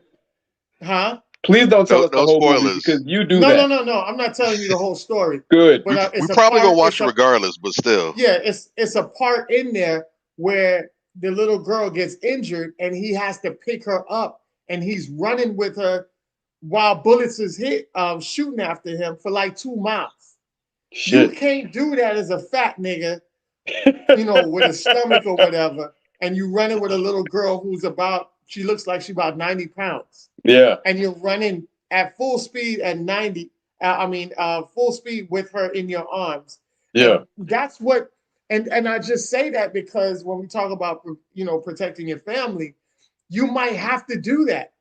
We might have a civil war that breaks loose and you have to move your family. And if you have a young one, you might have to put your young one on your shoulders and run. Because your wife ain't going to be able to do it. Your girl not going to be able to do it. Right. Your son ain't going to be able to do it. So as a man, you got to make sure that you're equipped to do it if you need to. Yeah. Right. Be So, prepared. Real talk. Or even for your own well-being, because I mean, the pendulum swings both ways. So, what if you the one that needs rescuing? True. mm, I said a while back that every man should have the skills necessary to save their own life, and that this plays in that perfectly. If you're in a situation, if you're in a burning building, you in just a basic two-story building right now that catches on fire, mm, you Mm-hmm. got to get out. The whole downstairs is done. You can't go downstairs. You got to jump out a window. Can you? Are you so big that you're unable to fit out the window? Mm-hmm. correct. Real talk. If you're able to get out, do you have the ability to climb down properly and save yourself, or are you so heavy that there's no way you can support your weight? Mm-hmm. If Correct. you in a car accident and the rescuers are trying to get to you, maybe it's a situation where the gas tank is leaking or something that might blow up. They need to get you out right away. You so big they can't even reach you or even get to the seatbelt or even pull you out properly. They got to try and maul the whole frame of the car to get you out. Or some other Mm-hmm. Correct. situation where you need to depend on other people to be able to pull you or carry you or otherwise move you, and you're so heavy that it's not feasible. It's going to take a whole lot more effort and work than it should for the average person. Yeah. Again, these are things. Hell, even if you're traveling, people like to people all over now traveling. That's the thing to do now. Go in different places. You get on airplanes, and if you're a certain size, they will charge you more for your tickets. Yeah. Yeah. That's Yeah. crazy. Or Right. in some cases, you have to buy an extra seat because due Yeah. to how big are they'll say, well, we can't put anyone else here. You're going to need to buy two seats to occupy you. I mean, these are real things. Mm-hmm. Yeah. And you know what? I want to also point out too, because we talked about the brothers, you know what I mean? Whereas we tend to, when we're the really big breadwinners, we tend to kind of let ourselves go, and that's absolutely true. And we really need to do a better job of taking care of ourselves overall and being more accountable for the way we look, not only for our, appearance or whatever the case may be, but just for our well-being, as we've stated. We really need to be on top of that. No matter how much money we're making, we need to Yeah. stay on top of that. But I also would like to go back to something that Bobby said about the two pinkies. And I want to point this out to the sisters Mm, because I've been seeing this for a very long time. Let me make this clear before I even go into the particulars of what I'm saying. Both pinkies were overweight. Both of them. mm, Correct. Both pinkies were overweight. But and I remember the picture. There was a meme that went out talking about, oh, this was fine pinky, and this is Stay Puft Marshmallow Man pinky or whatever. Hmm. And it's Pinky and like, Big Toe. Yep. right, exactly. I'm looking at this picture and I'm like, both of these women are fat. And the brother like, oh hell no, they thick. You don't know what you're talking about. You don't know what's good. Shut the fuck up. Stop telling women this shit. Stop gassing women that are overweight and yeah. telling them that they thick. And unfortunately, a lot of y'all brothers don't know the difference. You know what I'm saying? If I'm keeping it a buck. Because I see, a lot of women that brothers call fine that are overweight, that are Mm, even obese, and there's a difference between, overweight and morbidly obese. But I see a lot of women that brothers talk about, be all in their head. Oh, you so fine, you so this, you so that. No, you're overweight, and that's unhealthy. And correct. even though you still, some of those curves may still look good, there's still a Now, problem there. Now, exactly, because we forget about today, gravity. We forget about gravity tomorrow. and how that works and how you just expand as you age. So if you already real thick, where's that going? Mm, 5, 10, 15 years. Where's that going? You know what I mean? Back in the day, and even if you notice, me and my wife were watching rap videos the other day. I do everything with this girl. We hang out so much, right? So, we just at the crib watching old school videos or whatever. And the song we came out to at our wedding was Wipe Me Down, right? So yeah. we watching the Wipe Me Down video, just kind of reliving, because we played the wedding video. We're gonna send y'all that too. But we Right. kind of reliving the moment or whatever. And she, once again is just marveling about how 10, 15 years ago, 20 years ago, all, not some, not a few, all of the women in the videos were like this. Dude, Yeah. even if you look at older pictures of Beyonce, none of these women were over 135 pounds, dude. Not Yeah. one of them. And this before the whole BBL nonsense that we Before the got going whole on now. BBL bullshit. And this is because dudes keep feeding women this bullshit and women keep buying it. Oh, you Mhm. so fine. Oh, you so fine. You so thick. Big old ass. Big old ghetto booty. All this shit. First of all, look, and I'm not shitting on people, women who are larger women. You know what I'm saying? I Mhm. again, this is a health issue more so than anything. I'm not talking down on women. That's even though that may not be my preference. I'm not shitting on those women. I'm simply saying we have allowed, this whole stripper culture that we have, right? Where they constantly talking about thick. They got a song called "Thick." I'm in love with a stripper, and everything is always about the women that are thick, women that are thick, women that are thick. And big girls kind of took that term and kidnapped it. Mhm. So even if you're the most overweight chick, Lizzo calls herself thick. You understand what I'm saying? And it's like, dude, that's not where it was supposed to go. Thick used to mean, okay, you have a slim frame, you have a slim frame, nice figure, you got curves. That's what thick used to mean. You know what I'm saying? And now you're taking thick, and people like Lizzo have adopted that term or whatever. So this term that thick is the thing that everybody has to be is what has a lot of these women out here. Thick been dead. I mean, listen, So, okay, they go out of their R.I.P. way. I know women personally who have been trying to put on. They're decent sized women. Been trying to put on weight. I see them post about it every other day. I'm just trying to put on this pound so I can get me some ass and whatever. Like you look perfectly fine. Why are you doing it? It's this thing where I gotta keep up with the Joneses. I gotta best her. I gotta top her. You competing with this other chick and this other chick and this other chick and this other chick, and all of y'all are trying to get thicker, and you end up being obese. Is And the they're mhm. long going and about short it of in the most unhealthy way possible too. it. In the It'll be most one thing if they're saying, you know what, let me get in the gym, let me start running some sprints, let me start doing some squats, whatever, so I can go ahead and get this thing popping. It'll be one thing if that was the motivation. But but that's when not it. the means is, oh, we gonna just eat reckless and crazy, or go over to the Dominican Republic and Yep, get some fix a flat put inside of that's it. That's it, it. it's wild. And That's what they're So, you doing. know, I need our sisters to be more hip to this and understand. I know that a lot of it feeds into insecurities and ego because let's be honest, it might not be 100% of the population. Few things are, but no matter how much she may say and protest otherwise, most women do want to look attractive to men. That's absolutely what it is. Even if they don't want all the men, they still want to be liked or seen as desirable to them. Even if they only want the mhm. right of refusal, they still want that. Yes, They do. Okay. validation. Yeah, they're definitely competing So, with women, but they also want that as well too.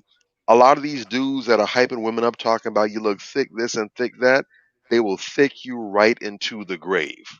Sure yeah. will. It's a fetishization. Now they'll tell you all, oh, you look so girl, you look fit, and they'll lay down with you. They might even trick and toss some $40 your way or so up. But Mm-hmm. I guarantee you, later on in them years, once you need your gout medication, once you Mm-hmm. have issues with your gallbladder, once you Uh-huh. have hypertension and diabetes medication and insulin strips and all that stuff, I guarantee you they ain't gonna show up and trick on insulin money. Show, show I bet they're lane. not. They're Show not gonna lane. trick on you, and they're not gonna pay your deductible when you got to go in to the hospital. And Don't let these and dudes thick you to death, and they please. seldom these same dudes who talk all this thick, thick, thick, thick, thick. They who talk all this thick stuff. They seldom marry an overweight woman. They'll play with all That's these, another thing. you know, uh, chicks with these big old, asses that need their own zip code and all that shit. But they seldom marry those women. And that's just the Mhm. long and short of it. You know what I'm So saying? And it's like, sisters, you got to be smarter than this. You know what I'm saying? Your own health and your well-being, and you being sized properly, meaning looking healthy, feeling healthy, or whatever the case may be, that is the most important thing. And a good quality man will Yeah. come in and scoop you up if your attitude is right, um, without you having the biggest ass or the biggest breast or whatever the case may be. Case in point, Asian women are the most married demographic. They ain't got nothing. No shade to my Asian sisters or whatever the case may be, but broadly speaking, how many Asian women out there got a big old rack on their chest and a big ass? It just don't work like that. And they're the most Yeah. married demographic. Sisters, you gotta stop falling victim to the fake praise that some of these rappers is giving y'all. It's bullshit. So that's what over the years, that's what happens. They have been coddling the women with words that soothe them and not is trying to be offensive to them. Right. Just like fat, PHAT, pretty hot and tempted, Mhm. was another pseudonym that came in to kind of water down the word fat. Because when you say somebody's fat, then it goes into the whole fat shaming, or it's Yeah. a derogatory way of expressing or showing, describing somebody Mhm. fat, even though you're fat, because your doctor tells you, hey, you're fat. Yeah. You know what I'm saying? Doctors don't water nothing down and say you're thick. They tell you, hey, you're fat. You're According fat. to your height and your weight, you're fat. Mm-hmm. Oh, they're even taking that to war now. Yeah, so then they don't want to uh hear that. So what they do is they try to coddle women down with these words that will pacify them and soothe them in ways. So when you see the thick is another word that kind of hides them from being fat, labeled Right. fat, but also gives them a word now that kind of gives more value than what Right. they are, because thick now is like, hey, shit, I like a thick woman, even though they might not be talking about you in the thick version, but now you get to use it because now you have to be. It's everything is basically what they call that. They it's subjective. Mm-hmm. Thick is subjective. Right. Because Right. I could show you 3 women Highly. and say they all thick, but they're different levels of women. Correct. You see what I'm saying? So Correct. that's what they get to blend in the gray area of being called thick. So when they use that label, like a Lizzo, Lizzo is not thick. Um, we can label Kelly Rowland as thick, right?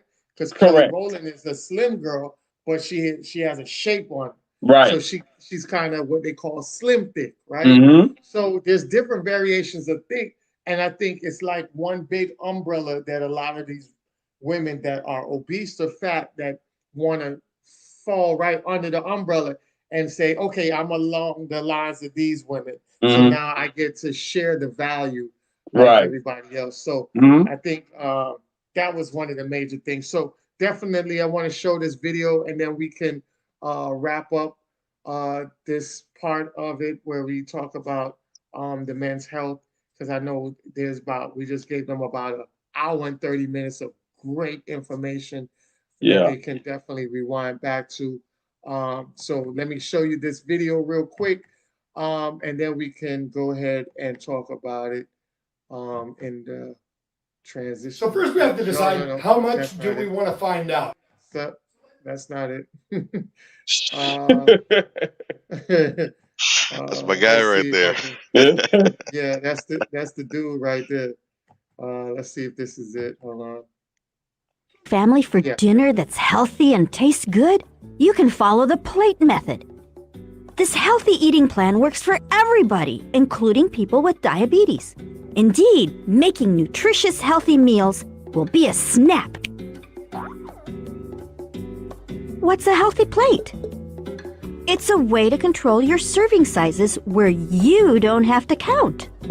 Simply use a 7-inch plate for children and a 9-inch plate for adults. First, divide the plate in half and fill one of them with vegetables. There are two types of vegetables: starchy, like potatoes, corn, peas, or plantains, and non-starchy, like zucchini, jicama, cucumbers, carrots, or salad. If you have diabetes, fill half your plate with non-starchy vegetables. Then fill 1/4 with whole grains or starches, like brown rice, corn, beans, or whole wheat pasta. In the other quarter, add some lean protein like tofu, grilled fish, or chicken. What about adding a side of tortilla or bread? That's hard to resist, I know! The trick is, serve yourself a smaller portion of the other starches on your plate instead. To complete your meal, add a drink like unsweetened coffee, tea, or a glass of milk. But remember that drinking 8 ounces of milk affects your blood sugar just as it would if you ate another tortilla or a slice of bread. Or you can also choose water with a squeeze of lemon or lime. How you create your plate is up to you. You have many options, as long as you remember to follow these healthy guidelines. And ta-da! You're all set! You might be thinking, how can you use the plate method to make vegetable beef soup or other meals? Simply follow the same idea.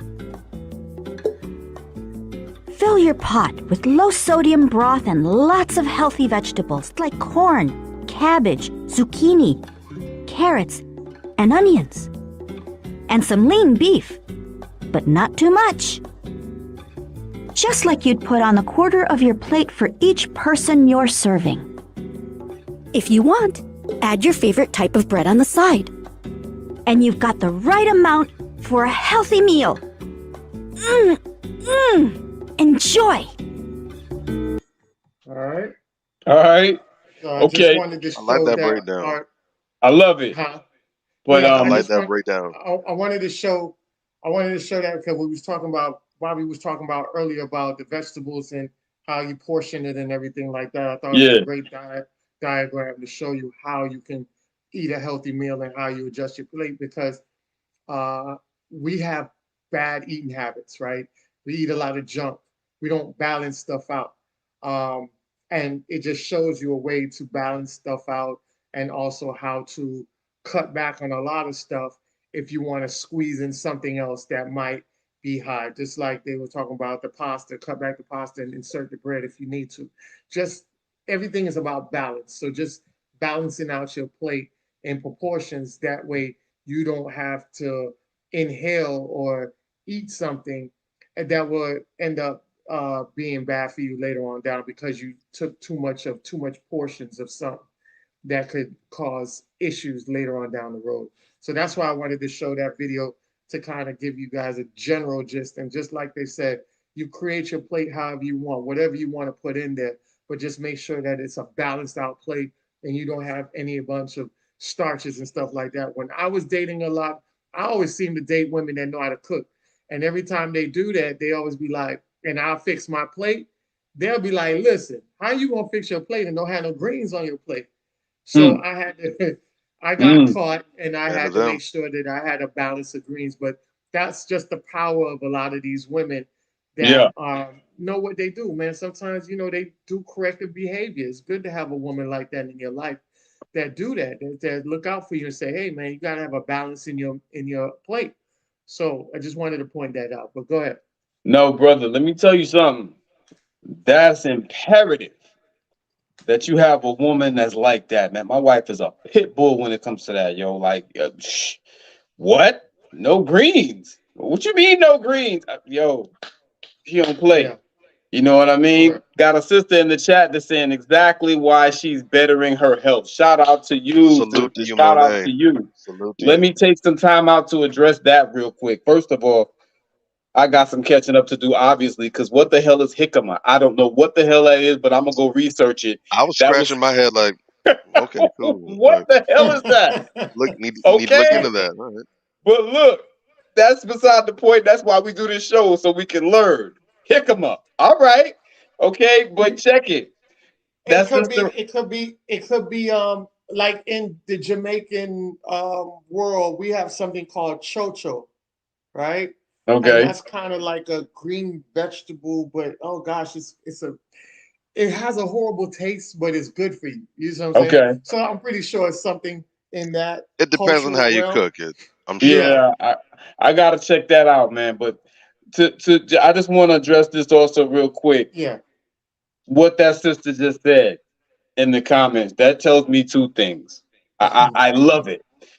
yeah, Sister says that that's why she's listening to us talking about this stuff, and she's saying, "Hey, this is why I'm working on, updating my health now." So that means one, that what we're saying is resonating with people, right? yeah, So I love that. I respect that. I love to see when people take words that could be viewed as critical and they use them to their advantage, right? Because we're always gonna give it to you straight, no chaser. And a lot of times when we have these type of posts online and we have these type of conversations online, Anthony will tell you, Bobby will tell you, there's always this group of women that's going to get mad and verbally they're shaking their spears in the air and they want blood. Boy, they going in on the comments. Oh, y'all dusty hotep niggas, this and that, blah blah blah, dot dot dot. And all that does is show me their lack of maturity. um correct, at the end of the day, we're discussing this because this is something that we all need to work on. We correct. talked about the brothers and how some brothers need to work on it. We talked about the sisters and how some sisters need to work on it. There are some people that I know, if they were listening right now, oh, it'd be World War III. You understand what Yeah, I'm saying? Sisters, unfortunately. And this is, where we unfortunately sometimes get into a bit of a gender war conversation. This lets me know that there are very good, intelligent, sharp, well meaning sisters that are out there that are actually listening to what we have to say and value it. And I salute you, sister, and I respect you 1 trillion for that, because we need more of that. When we come to the table, when we're talking about these things, it's never in bad faith. It's never to attack sisters. We love our sisters. You understand what I'm saying? But, sometimes we need to get on each other. We need to have some tough love or whatever the case may be. My wife yeah, gives it to me all the time. My doctor's giving it to me now. You know what I'm saying? People need to be on each other's ass to make sure that we're doing what we got to do to get better. So shout out to you, sister. correct, That's what's up. I love to see stuff like that. correct, correct. Mhm. So, Absolutely. as we go to, you guys want to wrap anything up on this before we head into our next discussion? No, no, that was great. That was ultra thorough, man. Couple Bob? brief things I want to say is because something did occur to me. Yeah. Typically, you have people who, when they decide that they want to go ahead and switch things if they want to take better control of their health and everything, they're saying, well, I'm just gonna cut everything. I'm just gonna go become vegetarian and gonna become vegan. Mm, But I would encourage people to really properly get into and look into and understand these different diets, whether it's going vegan, vegetarianism, or doing the whole what do they call it? The keto diet or whatever. Look into these things and properly understand. It's not as simple as just switching out the foods. There's the way that you've been eating over time, so you're gonna have to ease into certain things because you can't shock your body. There's a lot of things, especially if your body's been used to adapting to certain things, you have to ease into things a certain way. Also, everything isn't for everybody. For us in particular, I would definitely recommend looking into, rather than going vegan or vegetarian, look into eating a flexitarian diet where mm, you sort of kind of on the spectrum. You're not entirely vegetarian, but you're not entirely a meat eater either. It's somewhere Hmm, in the middle, mm, and that's that's important me. because if you especially look at black people, our blood, our bodies are different from other people, and every race of people's bodies are different in different ways mm, because based on how we've evolved over time, things are different for us. Black people, for example, we have a higher concentration of B12 in our systems than other people, but we tend to have lower levels of vitamin D, which is why it's so important for us to spend time in the sun and Hmm, get vitamin D the natural way. So while we can supplement with other things, and everybody should definitely take a multivitamin if you don't do anything else, you definitely should take a multivitamin regularly. You should definitely take Yeah. fish oil. And you can look up the different quantities in which you should take them. And if there's other foods, especially that you know you don't eat too often or that you know you should have more of, look to supplement them. But when you cut things out like meat, understand there's certain vitamins and minerals that you cannot get in plants, or at least you can't get them easily in plants that you can get readily from meat.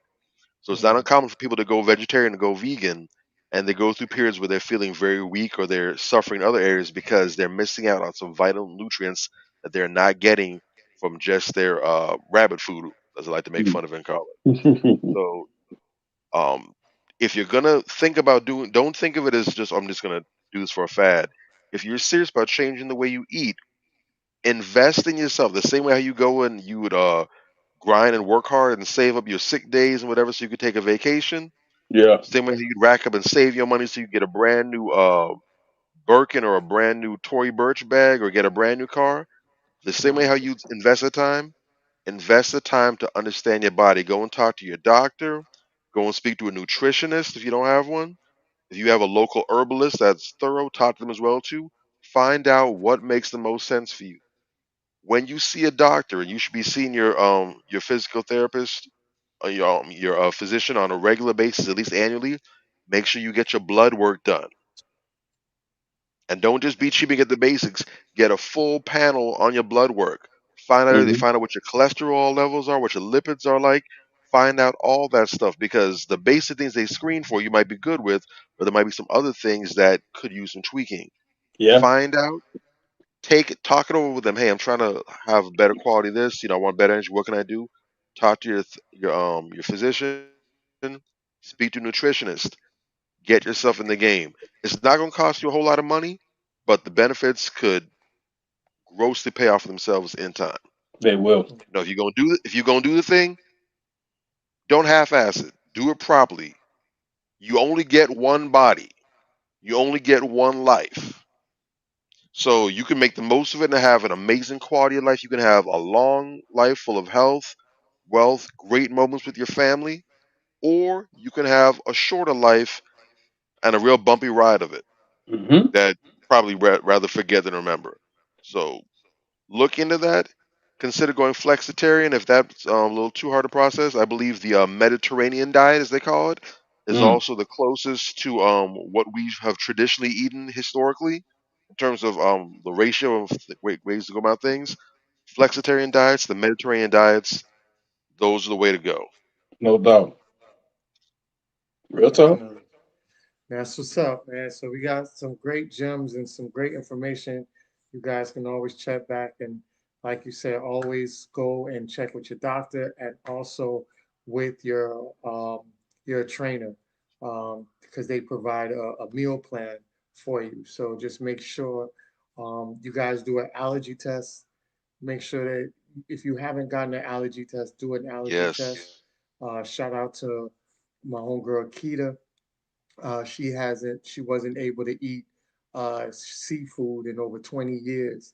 She went and she changed up her diet, redid her allergy test, and now she's able to eat shellfish. Wow. Uh, Wow. so you guys got to understand, things like that can occur.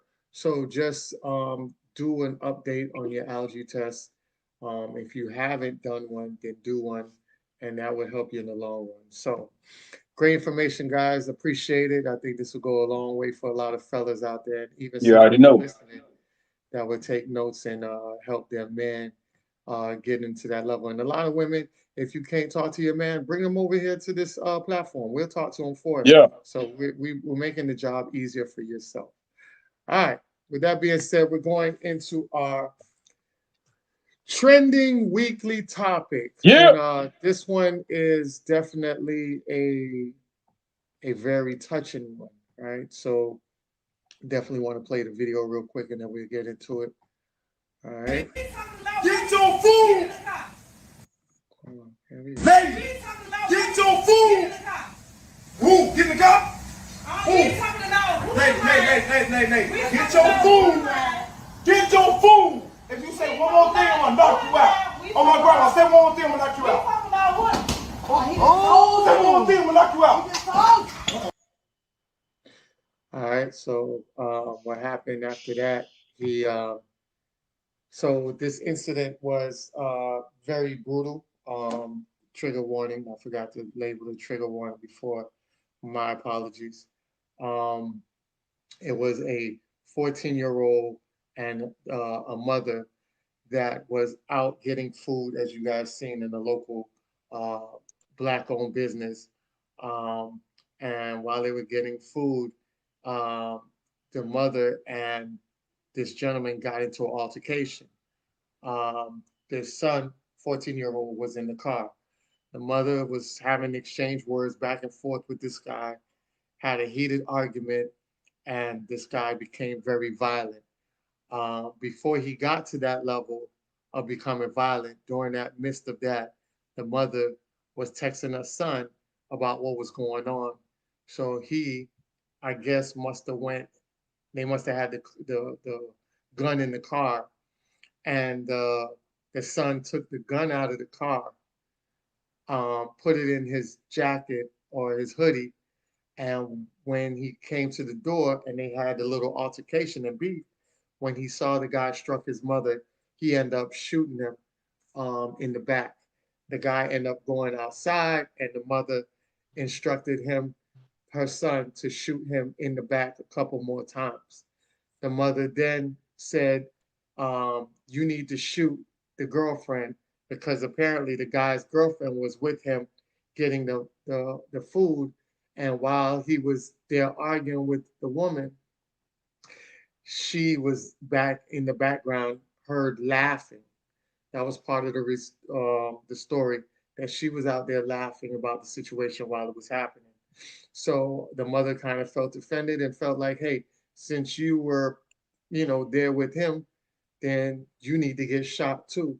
The mother then tried to grab the gun from her son because he didn't want to shoot the girl, and the son ended up pushing the mother off, keeping the gun, and they both got in a vehicle and exit the premises. Later on, they both were taken into custody, and the mother was charged with instructing her son to shoot uh, the victim, well, bully victim.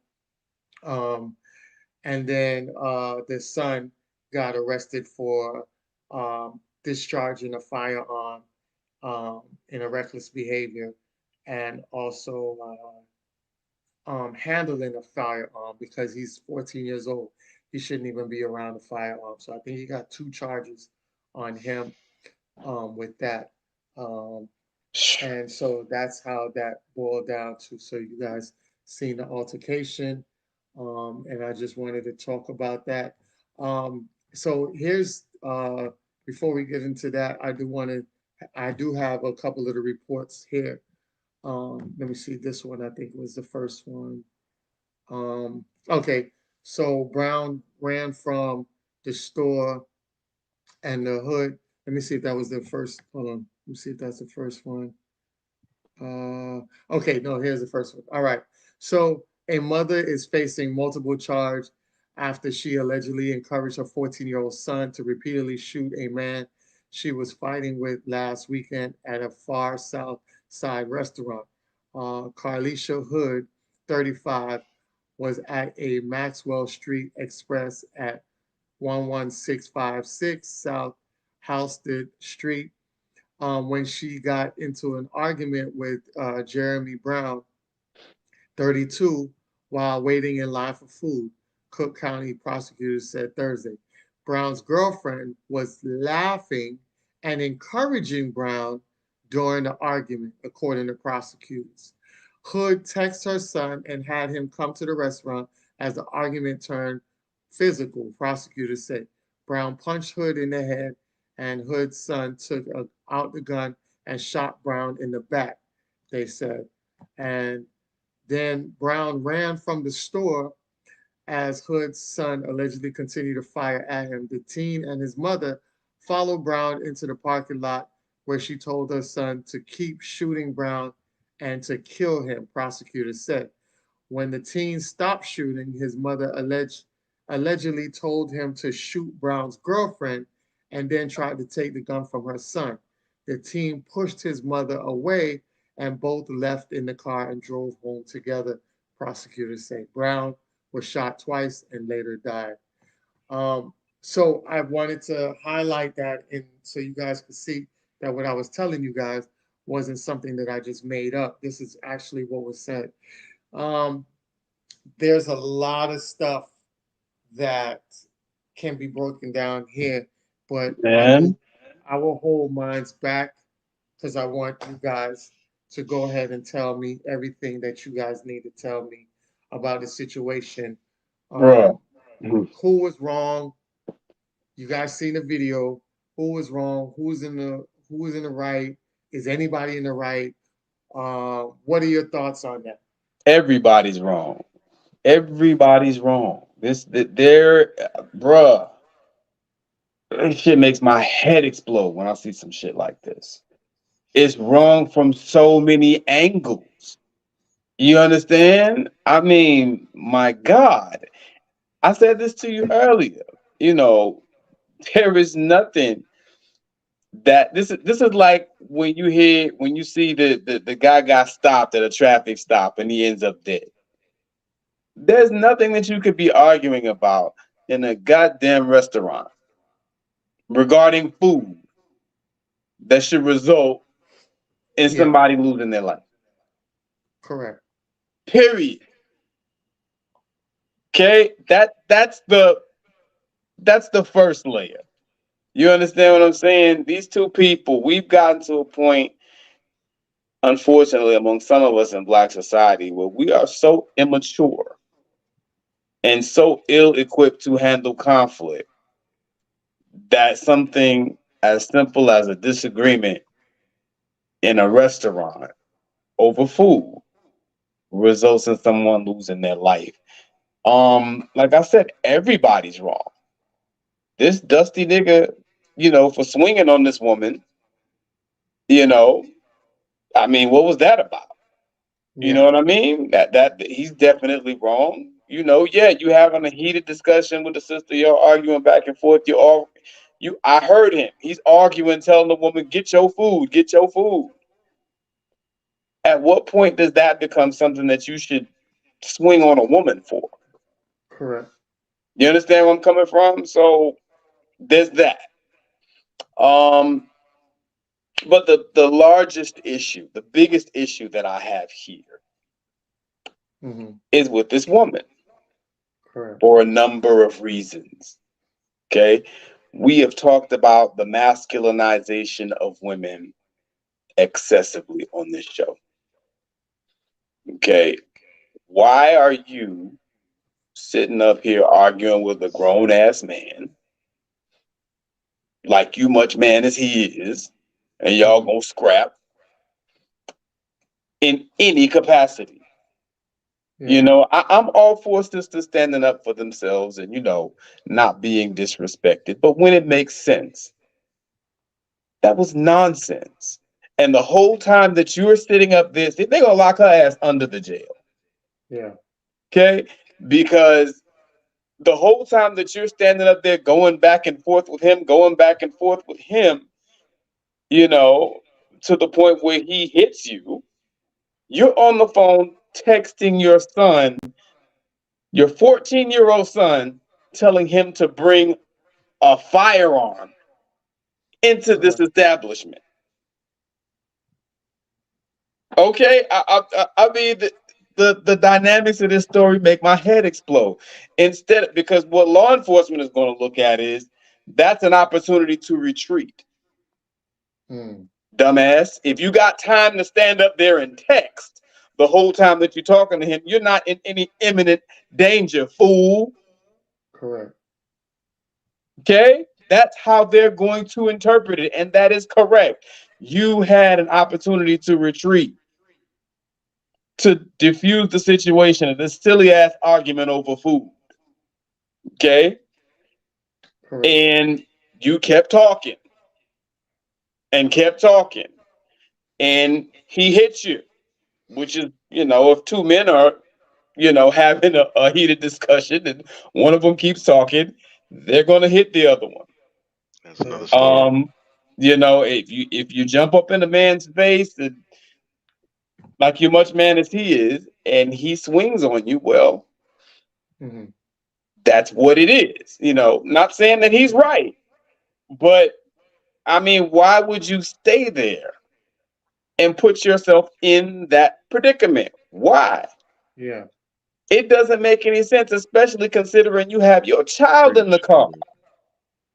Correct. So instead of removing yourself from the situation and diffusing the situation so you can get home safely with your child, that's how I would think about it.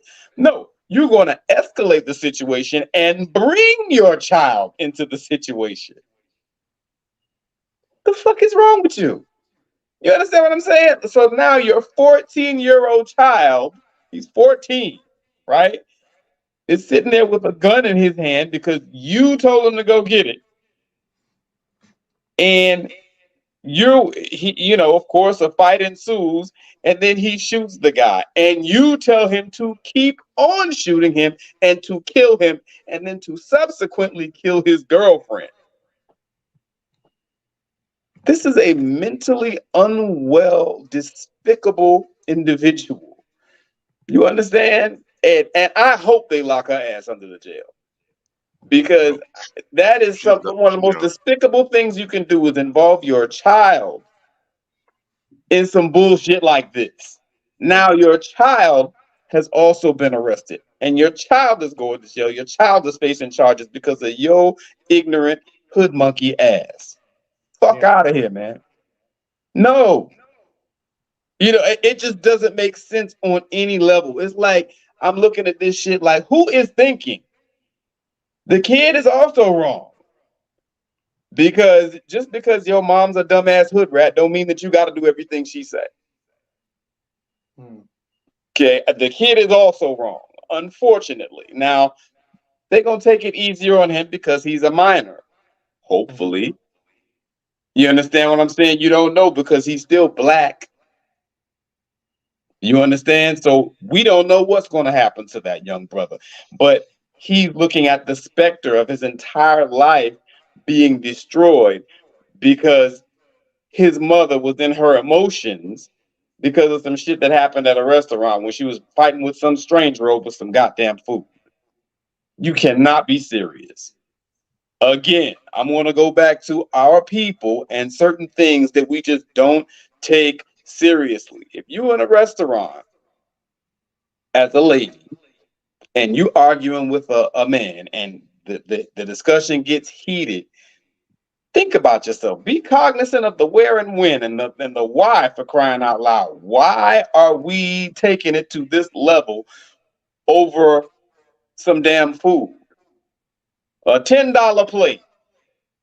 This Mhm. man is dead. This man is dead now. You and your kid are both in custody because y'all couldn't agree on the order of operations surrounding a $10 plate. Bitch, please. Correct. Nah, bruh. That shit ain't acceptable. We got to get dusty niggas like this up out the paint. You know what I'm saying? That is extremely damaging and traumatizing to everybody involved. Can you imagine what this kid is going to go through? Yeah. It's just so much. Like you said, it's like this is the short version of what I want to say.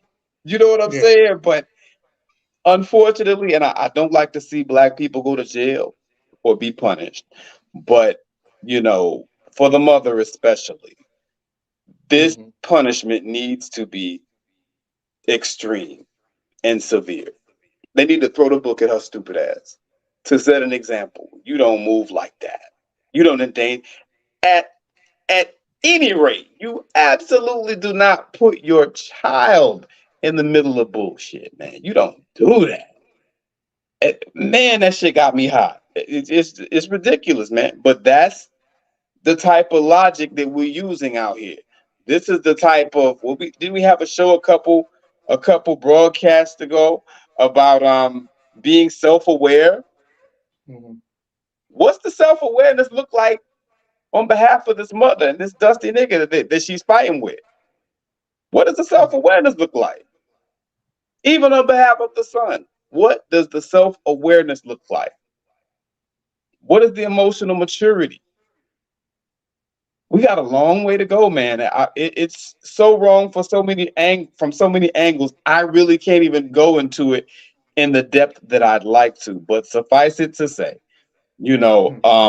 I've seen things like this happen before. You guys recall back in the day when the Popeyes chicken sandwich came out. There were videos all over the place of niggas, rolling on the floor, fighting each other uh, over who got the last Popeyes chicken sandwich. Black Friday. Are we gonna talk about Black Friday? When you see niggas rolling around the floor, who gets the last flat screen TV or whatever the case may be. This type of behavior gotta stop. Our code of conduct is way out of order. This is why we can't get things done because of the level of importance that people put on this type of bullshit. Somebody lost their life and two other people went to jail. One of them, at least for a very long time, they're going to be in jail over nonsense. Mm-hmm. Entirely preventable, extremely inappropriate, and just outrageous. This is just dumb nigga shit at the end of the day. Mm-hmm. And I'll land my plane there. I mean, I'm sickened by this. We really got to be on top of this type of stuff, man. It happens too often. Granted, it's not all black people, but you know what? The white media is going to use their powerful media apparatus and magnify it and put other incidents along with it and make it look like this is just how niggas behave. Mm-hmm. They use this type of stuff as propaganda to give them an excuse to harm us. Nothing that we do happens in a vacuum. For you dumbasses out there that might want to ask why I care so much. Yeah. Because y'all love to ask that question. You understand?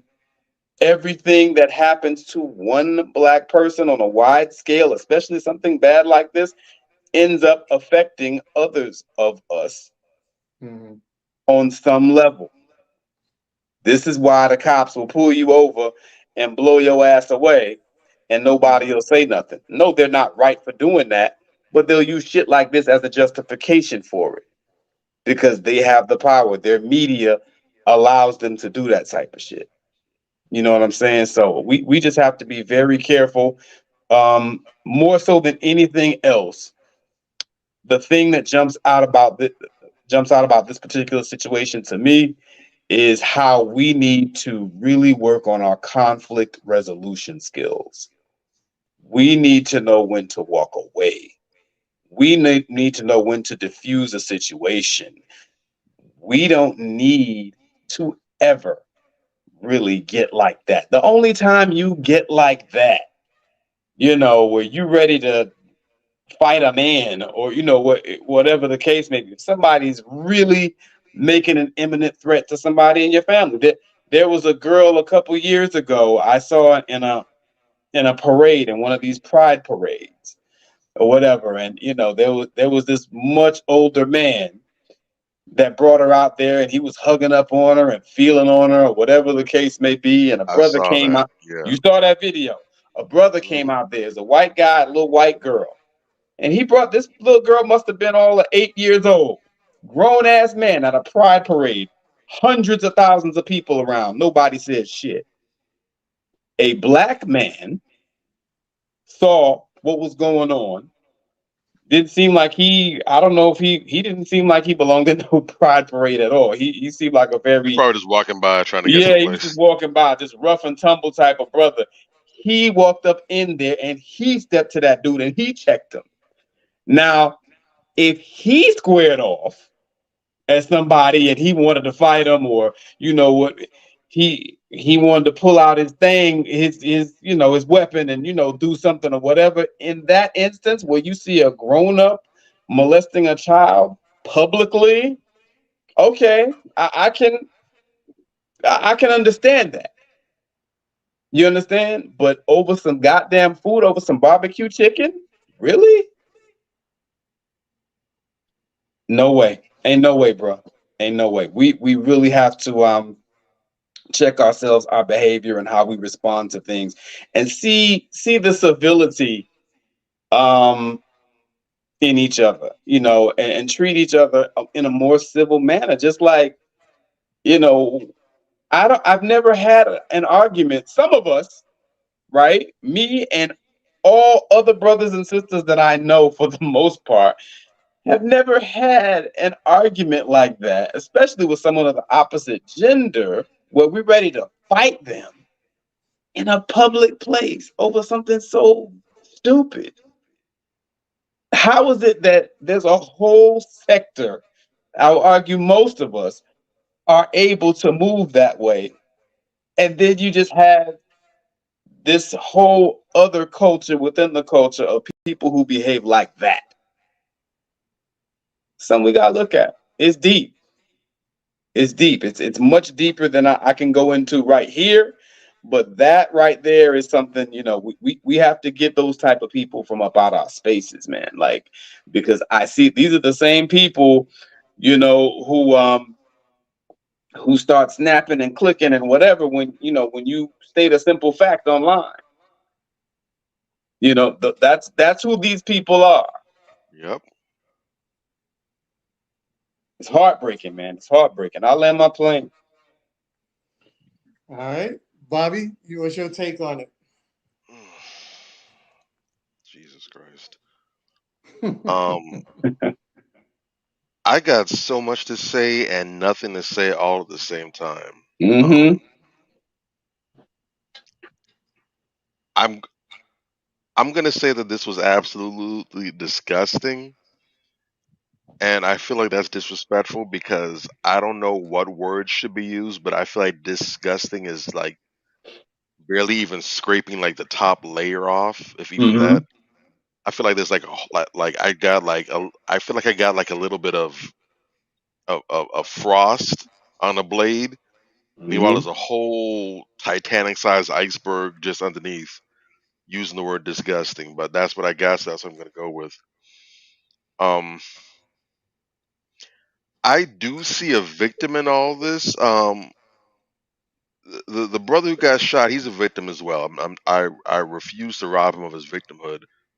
He was being a surefire dumbass. He Mm-hmm. earned that. I'm not gonna take that from that's not slandering or speaking ill of the dead. It is what it is. You earn the flowers, you're gonna get the flowers. It is what it Mm-hmm. is. Um, Unfortunately, being a surefire dumbass in the large majority of cases, that should not be a crime punishable by death. Agreed. Because Lord knows if every single person who's ever been a dumbass in history were to go ahead and get the capital punishment, Come on now. Come on now. uh, we I wouldn't have to wouldn't worry be about here. we wouldn't have to worry about climate change or Oh, overcrowding or anything else that we got going on. right. So, being a dumbass should not be punishable by death, at least not the bulk of the time. So, he may have definitely earned getting the brakes beat off him. He didn't Mm, deserve to get bullets in his ass. agreed. Um, but the unblemished for the most part victim that I see here is that young boy. Because first and foremost, we see what he has for a. I'm gonna say I don't want to call her a mother because I Mm, feel that's offensive, mm, and I feel that that's a slap in the face and lemon juice in the eye of every woman that's given birth and has actually raised and cared for and loved on their child and been there. I feel yeah. it's disrespectful to those people. Mm-hmm. I would call her a broodmare, but it doesn't look as though she's guilty of popping out multiple kids. So I don't think that would say. I'm just gonna say this person that popped him out. Mm-hmm. Um, First and foremost, just living for 14 years with a creature like that has. I'm sure that this probably was just the the tipping point, the climax. But I'm sure there were so many other dysfunctional moments that built up into this. If anything, the boy I'd say is a victim of Stockholm syndrome. Mm-hmm. God also knows what exactly was that she texted him in the first place, because the video starts kind of as it is in most cases, because unless it's something that was set up, rarely are you going to get the full, complete context like that. So this started somewhere towards the middle and towards narrowing down towards the end of the situation. But clearly, this was an argument that started over something light and stupid. But when it popped up, you did hear. Now, mind you, he's yelling and tempers are already boiling over at this point. But for better for worse, he did say to her, "Get your food and get up out of here. Get your food and get up out of here. You keep doing this, I'm a poppy." So again, it's not exactly he's not going to win any awards or graduate top of his class in any sort of conflict resolution academy or anything.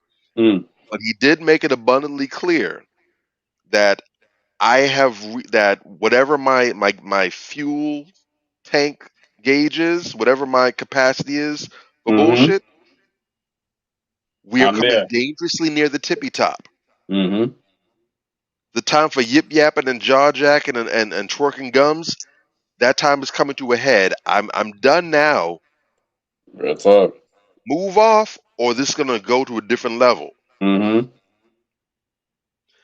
Now, again, yes, temper's already for the most part out of control, but he did say that. I got to give him credit. He did say that.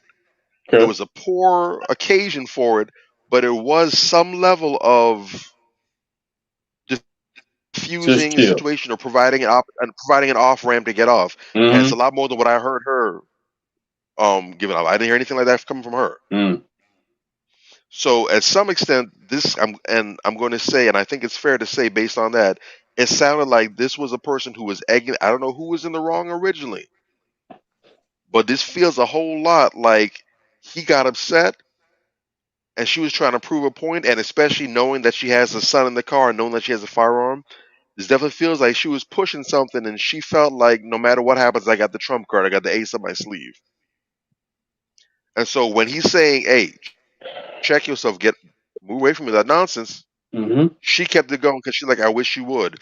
And I've seen this happen on a number of occasions Mm-hmm. Mm-hmm. where you have mannish broads that like to pick altercations with dudes or like to show that Mm-hmm. they got or their dick is just as bigger. Mm-hmm. So we both got a dick tonight. My dick is just as big now. What were they trying to emasculate dudes or really Mm-hmm. trying to flex in their face? And they know good and hell well they either got a weapon on them or they got somebody outside or they know they got somebody on speed dial who's going to come and handle the nonsense. This happens all the time. Mm-hmm. Yep. When this happened, the first thing that jumped in my head was there was a story that there was another incident that happened, I think, several months ago, where I guess it was an argument at a bowling alley with a Mm-hmm. brother and a sister, Mm-hmm. and they got into it, and whatever was going on, she definitely like she was a whole lot more hype than he was, and he must have said something she didn't like. So her response was to take a bowling ball that she had in her hand, and out the blue, he didn't even see it coming. She whipped up the bowling ball and hit him dead in his head, and he fell and he knocked out, bleeding. Jesus. Wow. And what was disturbing is in the background, you heard people with, Laughing. I'll just say laughing. I'm not going to say they were all laughing, but I'm definitely going to say the reaction that was had was not the same one that would have occurred if it had been him hitting her with a bowling ball Right. or just with his fist. Predictably. I also remember Predictably. another video Mm-hmm. that happened about a year and some change ago up in New York, where it was who was it was in a dollar store of all places. One of the employees, uh, she was a sister as well. She was profiling the brother, talking nonsense like, "Oh, I don't want you in stealing," and he made it clear, "Hey, stop following me around the store. I'm not stealing nothing. Back him off. I'm just trying to get. I think he was trying to get some a card and some balloons and stuff for a graduation or something." Mm-hmm. And the whole time she's there in his face, pissing him off everywhere he goes. She's following. And she made it clear, "I'm gonna follow you because I think you're stealing. So I'm gonna watch what you're doing." He kept saying, "Move, move," and this video they shortened it, but this took place over some time, like at least 15, 20 minutes. It's been going on. Mm. So he finally didn't put his hands on her, but he turned around and got in her face. The heifer had the audacity to pull out some pepper spray in his eyes or whatever, maced him. He did nothing to her. She's the aggressor, but she Mm, maced him. And the whole time this happened, nobody's interfering, nobody's stopping her, no one's pulling her back, nothing. mm, The brother been attacked. Still nobody does anything. Someone comes over, tries to talk to them, say, hey, y'all need to, we don't need to take this far. mm, Meanwhile, the man's in pain and agony. After he been maced, he reached for her like he was trying to grab her or whatever, as he is well within his rights to do. And mm, only then do you see people coming, hey, pull mm, on, hey, hey, relax, mm. relax, relax, relax. Yeah, those are the effects of coddling people that are in the wrong. Where were y'all? Right. Where were y'all this whole time when she's clearly pressuring this dude, and he made it clear on a number of occasions he wasn't stealing anything. He had nothing on him. He didn't Hmm. have anything that he shouldn't have had on his person. No Right. intervention. Hmm. I've Right. spoken before as well about this mindset where society has us conditioned to perpetually see men as perpetrators, as victimizers, and women as victims. And Hmm. so when we have situations like this, when clearly we have the opposite, there's a paralysis because what we're seeing is conflicting with what we've been trained to understand. We know that if a man holds a weapon, Hmm. it's all hands on deck. But when Hmm. it's a woman, we kind of look around like, what do we Right. do next? We be Exactly. clueless. Exactly. And I firmly believe, I've been saying this for quite some time, I'm convinced because this situation was an episode of proxy violence, where you basically have somebody acting on the behalf of somebody else in a violent manner. Hmm. I'm convinced now the numbers, all the numbers, if you look at the data, it's all going to say that men commit most of the violent crimes, the physical crimes, the assaults and batteries and such. Men lead the way in that. Hmm. Women have been rising now. Women are the fastest growing group. Women have been trying to play catch up. But Hmm. I'm convinced if proxy crimes, if proxy violence was factored in, and we It'd take be into about account the even. number of times I'd say it actually would supersede that. Hmm. Hmm. You're I would probably challenge it. right. I would say if that was the case, women would be shown to be the more physically violent group because already women have shown in a number of studies that women are competing now, if not surpassing men in interpartner violence. Hmm. They don't talk about that. No, of course not. If you Of look at course the not. recent studies from at least as far back as 2018, I think the biggest one that was groundbreaking occurred in Canada. But if you look at least as far back as 2018, you will start seeing that there's a drastic shift in the number of times women have been the ones who have initiated the violence in a domestic battery situation. Hmm. Oh yeah. But now you're talking about accountability, and And that's the problem. well, we know that's a problem when it comes to women.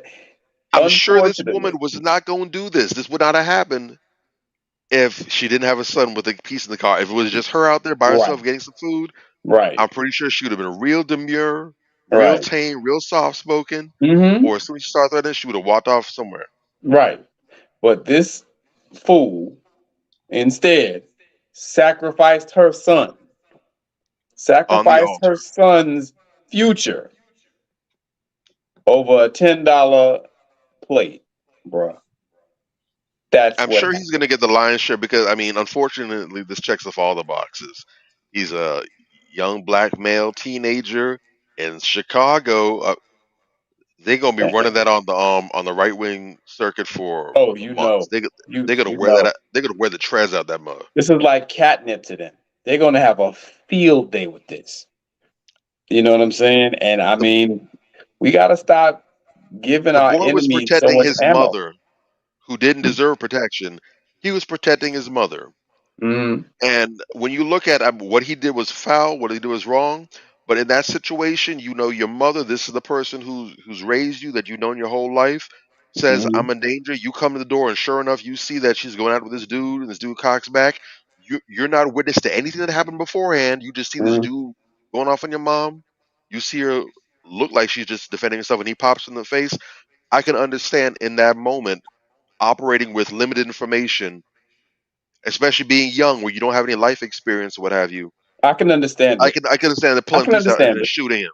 Mm-hmm. And then maybe he runs out. You think maybe he might be going to get something, and you put him down because then the brother did have enough conscience when his mom was right there saying, "Now shoot the girlfriend, shoot the girlfriend." He didn't do it, and then when she tried to go for it, he stopped her. So the brother wasn't completely off the rails. Right. Once he saw the threat that she described was neutralized, Mm-hmm. he stopped her from going overboard. Mm-hmm. Um, Yeah.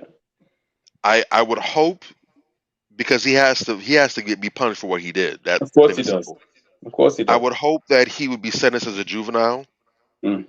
do a little bit of time, and I wouldn't necessarily be opposed if he did serve 2 or 3 years as an adult afterwards. Mm-hmm. Um, but I he's get gonna it. need some, even whenever he sees freedom again. Um, he's gonna need some intensive therapy. Agreed.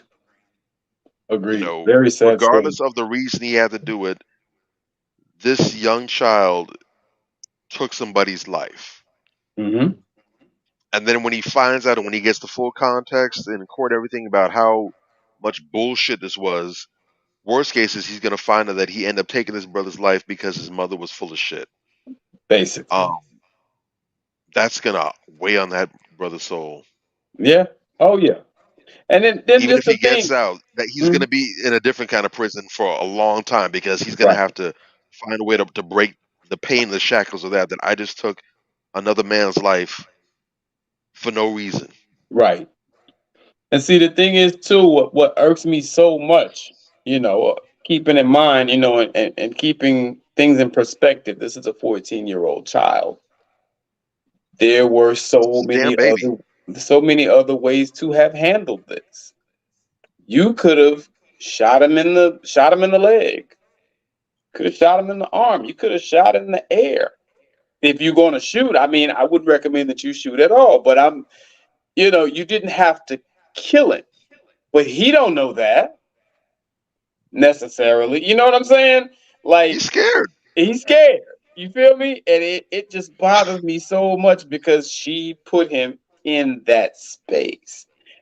And he wasn't cognizant enough to not allow himself to be manipulated and put in that space. You know what I'm Right. saying? It's just so heartbreaking. And then after that, to show how craven and how much of a Neanderthal this woman is, she's like, "Oh, kill a girlfriend too," because she was laughing.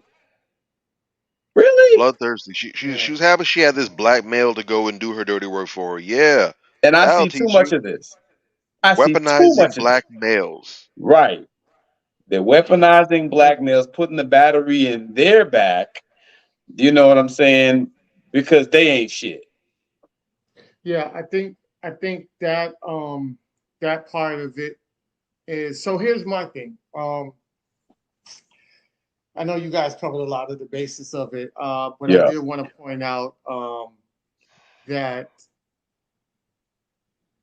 the women in here in the situation, the girlfriend and the mother, they did a piss poor job of de-escalating, because I don't know if you guys seen a picture of many women, especially black women, putting their hand on a lion. Black women are known to calm the beast True. within an animal or within another human being. Very true. These women did not apply their strength in this situation to basically nullify the the intensity that was so built up in that room. Mm-hmm. Um, I think the women failed each other, failed their loved ones Mm-hmm. as well. And I hope that when people look at this, they can understand this and see this from a perspective that if they're in a situation, I'm not going to laugh at my man sitting here going back and forth with a woman. If anything, I'm gonna pull him to the side and I'm gonna get with her. But we shouldn't even have no conflict between black people in itself, because we have a common enemy, which is systematical racism and racists out here that hate us because of our skin color. Agreed. So you are a distant relative, brother, Right. friend that I see, and this is what I talk about, having the de-escalating the energy that we have for each other. Once we get on the level to de-escalate that energy within each other, then we can coexist without a lot of issues. But when I see you as somebody, as a competitor, or I see you as one of my arch enemy, it would Mm. never end in a good way. The next thing that I saw a problem with is a man who doesn't understand his powers of finessing women. We understand our powers in finessing women when it comes to having sex, Mm. because we can finesse some women out of their drawers with no problem.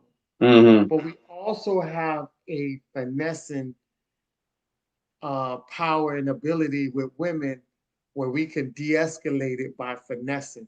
What Mm-hmm. I mean by finessing, I mean love bombing, finessing with love bombing. Mm-hmm. There's plenty True. of times that I had women that came to me with animosity. And I'm like, my bad, queen. It's all good. No disrespect. You looking real good. I don't even want to get you irated like that. Let's just squash it. Whatever the case may be. I'm Mm-hmm. love bombing. I'm Yeah. love bombing her. I'm finessing her. I'm de-escalating all in the same issue and all in the True. same relevance. And every man has that power and have that ability with women. It's always that you win. You got this. Mm-hmm. We say that all the time when a brother pull a gun out on us. Yeah. But that same attitude, that same resistance also works when you're in a heated argument. You be like, nah, bro, you got this. That's all you. My bad. Cool. And y'all Mm-hmm. hash it out and keep it moving. Yeah. So I felt like the brother got amped up because his girl was, instigating through her laughter. So he wanted to, most men have an ego. They want to prove themselves. You want to prove yourself tough, regardless of what gender it is. Men, when they get hyped up and they have a cheering crowd behind them, it escalates all the way up. Mm. 9 times out of 10, you get two brothers that's in the room or two sisters that's in the room, no cameras, nobody around. Mm-hmm. They ain't finna fight. Mm-hmm. Right. Real talk. When you put two people and you got about 100 people around y'all, and the motherfucker chat, fuck that hoe up, man, fuck that. It's gonna kick off. It's gonna Mm-hmm. pop That off. peer pressure, that social, Yeah. that Exactly. environment, Exactly. So it's real. that's another thing that I felt like that had happened that didn't need to go down like that. Secondly, I think you guys hit it on the head where these black women are operating like white women back in the early days of the KKK, white supremacy, um, when they were, because white women were the leaders and the instigators behind white supremacy, going all the way back to the slavery days. Mm-hmm. They wanted The they wanted a mothers of white slave supremacy. killed, or they wanted a slave sold and moved to another plantation. It was the white women that were doing it. They Mm. were the instructors, the instigators, and they forced their husbands to do it, or it was going to be consequences. And their husbands did it. These two black women were on that same level because they're using their men to fight their battles for you. The girl who's laughing, the girlfriend who's laughing, she could have diffused that or got in the way and got with the woman. So the woman on woman is at each other. Mm. She didn't do that. She wanted her man to go out there. So she laughed and instigated because she knows your fuses that your man or your spouse have. You Mm-hmm. know what buttons to push to make your spouse kick off in the direction that you wanted them to do. So she used her laughing to instigate and push her man into a physical realm where he's now punching this woman. Yeah. The girlfriend did that. Mm. On the other end, the mother did the same thing with her son. She's texting her son like, hey, there's an altercation here, da da da, come over here, da da da. Now you got your little warrior coming into the gateway to monitor everything. And now you even amping up. Because one thing that they didn't tell nobody, she's a licensed carrier, concealed weapons carrier. Mm. So you know that you had a gun because you're a concealed carrier. You're able to carry a gun. You're licensed to carry a gun. You tell your son to go get the gun. You did not walk over to your son to grab the gun from your son. Mm-hmm. You knew your son was in the hallway and you just went to rapping even harder Yep. because now you know your son got the gun. So now you don't even have to get your hands dirty. You got your little warrior there that you know is going to take care of something if something pop off. It popped off and your warrior now shot this man in the back. You did not take the gun. You did not show any concerns or saying, damn, why did you do that? Why, I could have handled it. I could have took care of it. You didn't do that. You let your son go outside and you tell your son to follow him and pop him a couple more times in the back. Now you are basically using your son as a sock puppet. Mm-hmm. So now you got your sock puppet son who you have your hands in his back, not literally, but figuratively. You have your hands in his back and you have him operating the way you want him, the way you would have operated. So that way you don't feel like you would have got in trouble, but you did.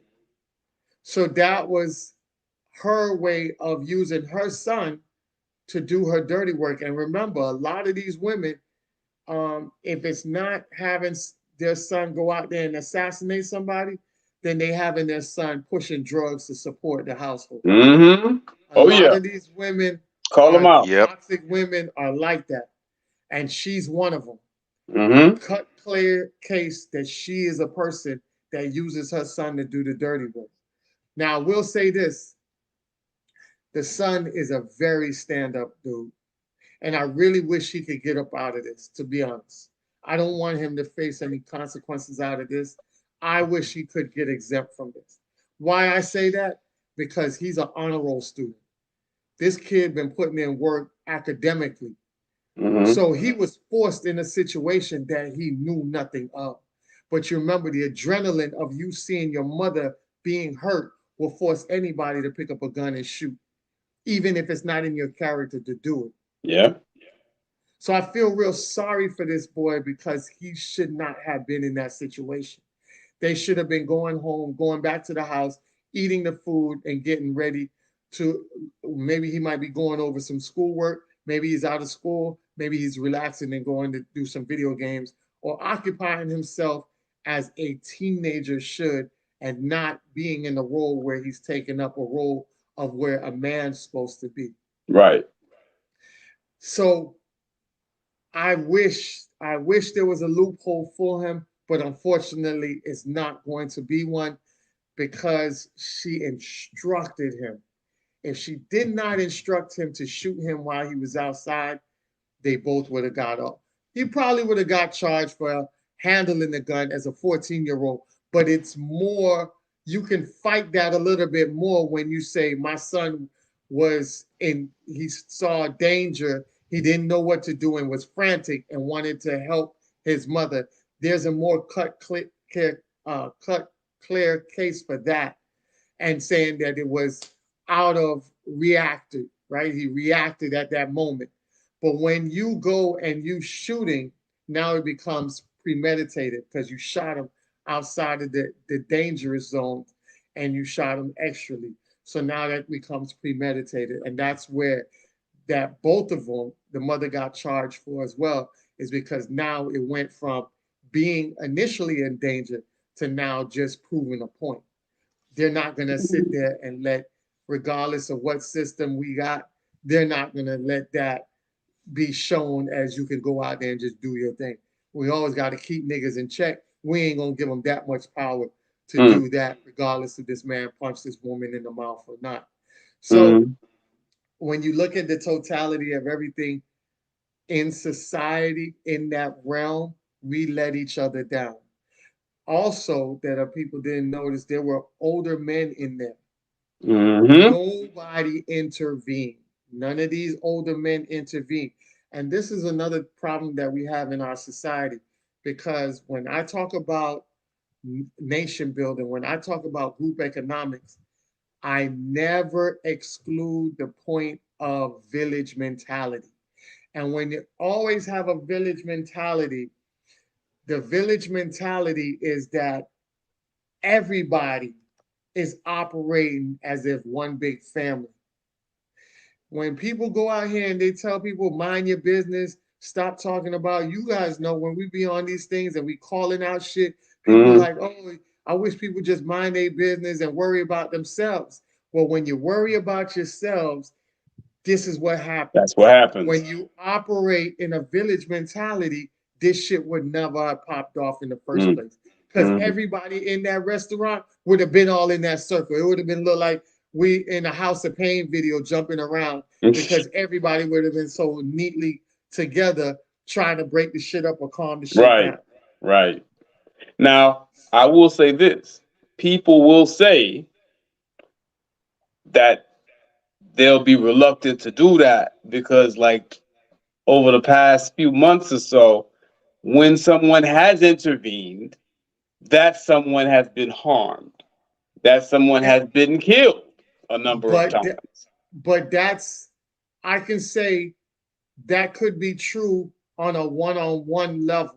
But when you have 20 motherfuckers intervening, that's a whole different story. I agree. The reaction is, I ain't got enough bullets to pop everybody. And the mentality is like, shit, everybody's saying, shit, we wrong. Right. That's real.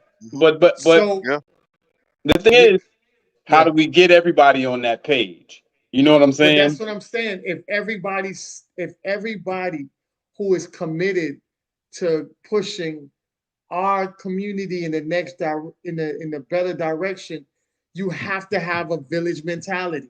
You have to have a village mentality. Agreed. Because you know what? The thing about it is, we have that, but we're selective.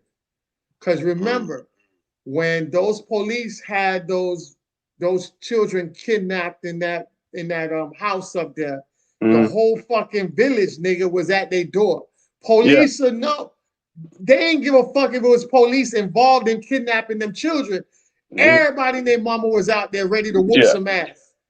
So when it comes to pedophilia, we have that village mentality. Why is it that we only have that when it comes to that specific issue, when it should be applied to all issues? I agree. Like, that's the mentality that we need to have collectively at all times. And it's up to us to promote that and start showing that. So once you get enclaves of different groups that's out here doing stuff and we getting videos, those are the videos we need to share to show people. Just like we show people the videos of when the Nation of Islam went up there to them Chinese place when they was over there whooping our sister's ass. The whole Nation of Islam was up there. The whole brothers came out. They ain't fuck off. And they was daring them motherfuckers to do one more karate chop while we here. And them motherfuckers ain't do it. Guess what they did, though? They apologized. You damn right. You damn right. That's what I'm saying. So when we need to be collective, but we need to do that more often and not just isolated incidents, especially when it's involving people that don't look like us. I'm glad we are unified when it's people that don't look like us, but we need that same unity, because now, had we had that same unity and we looked at it from that angle, 3 people's lives wouldn't have been affected in a negative way. Destroyed. Everybody would have been home enjoying themselves and talking about the incident, but it wouldn't have never went to that level. Real talk. So I just want to. No, I hear you, brother. Wrap that up with that. No, you spot on with it. Look, I Yeah. intervened. I've intervened a number of times when I seen shit like that pop up. I've You know what I'm intervened saying? plenty of times. I saved a black woman up in I was doing a delivery, driving my truck up there, the delivery truck up there in West Palm, and it was a Haitian woman with a white woman, and the white woman went and got her gun up out the car and was ready to kill this Haitian woman with 3 children. And I got in between them.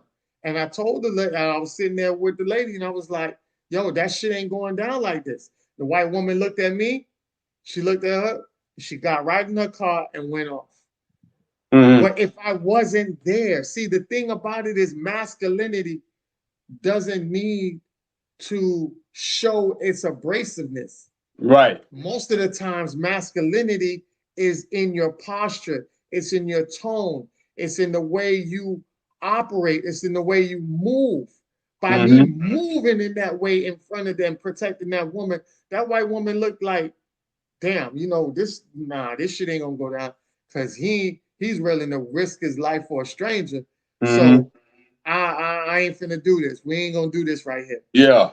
You know what I'm Yeah. saying? So now that masculinity point was the barrier that stopped that lady from doing what she did and also protected a black woman and her children at the same time.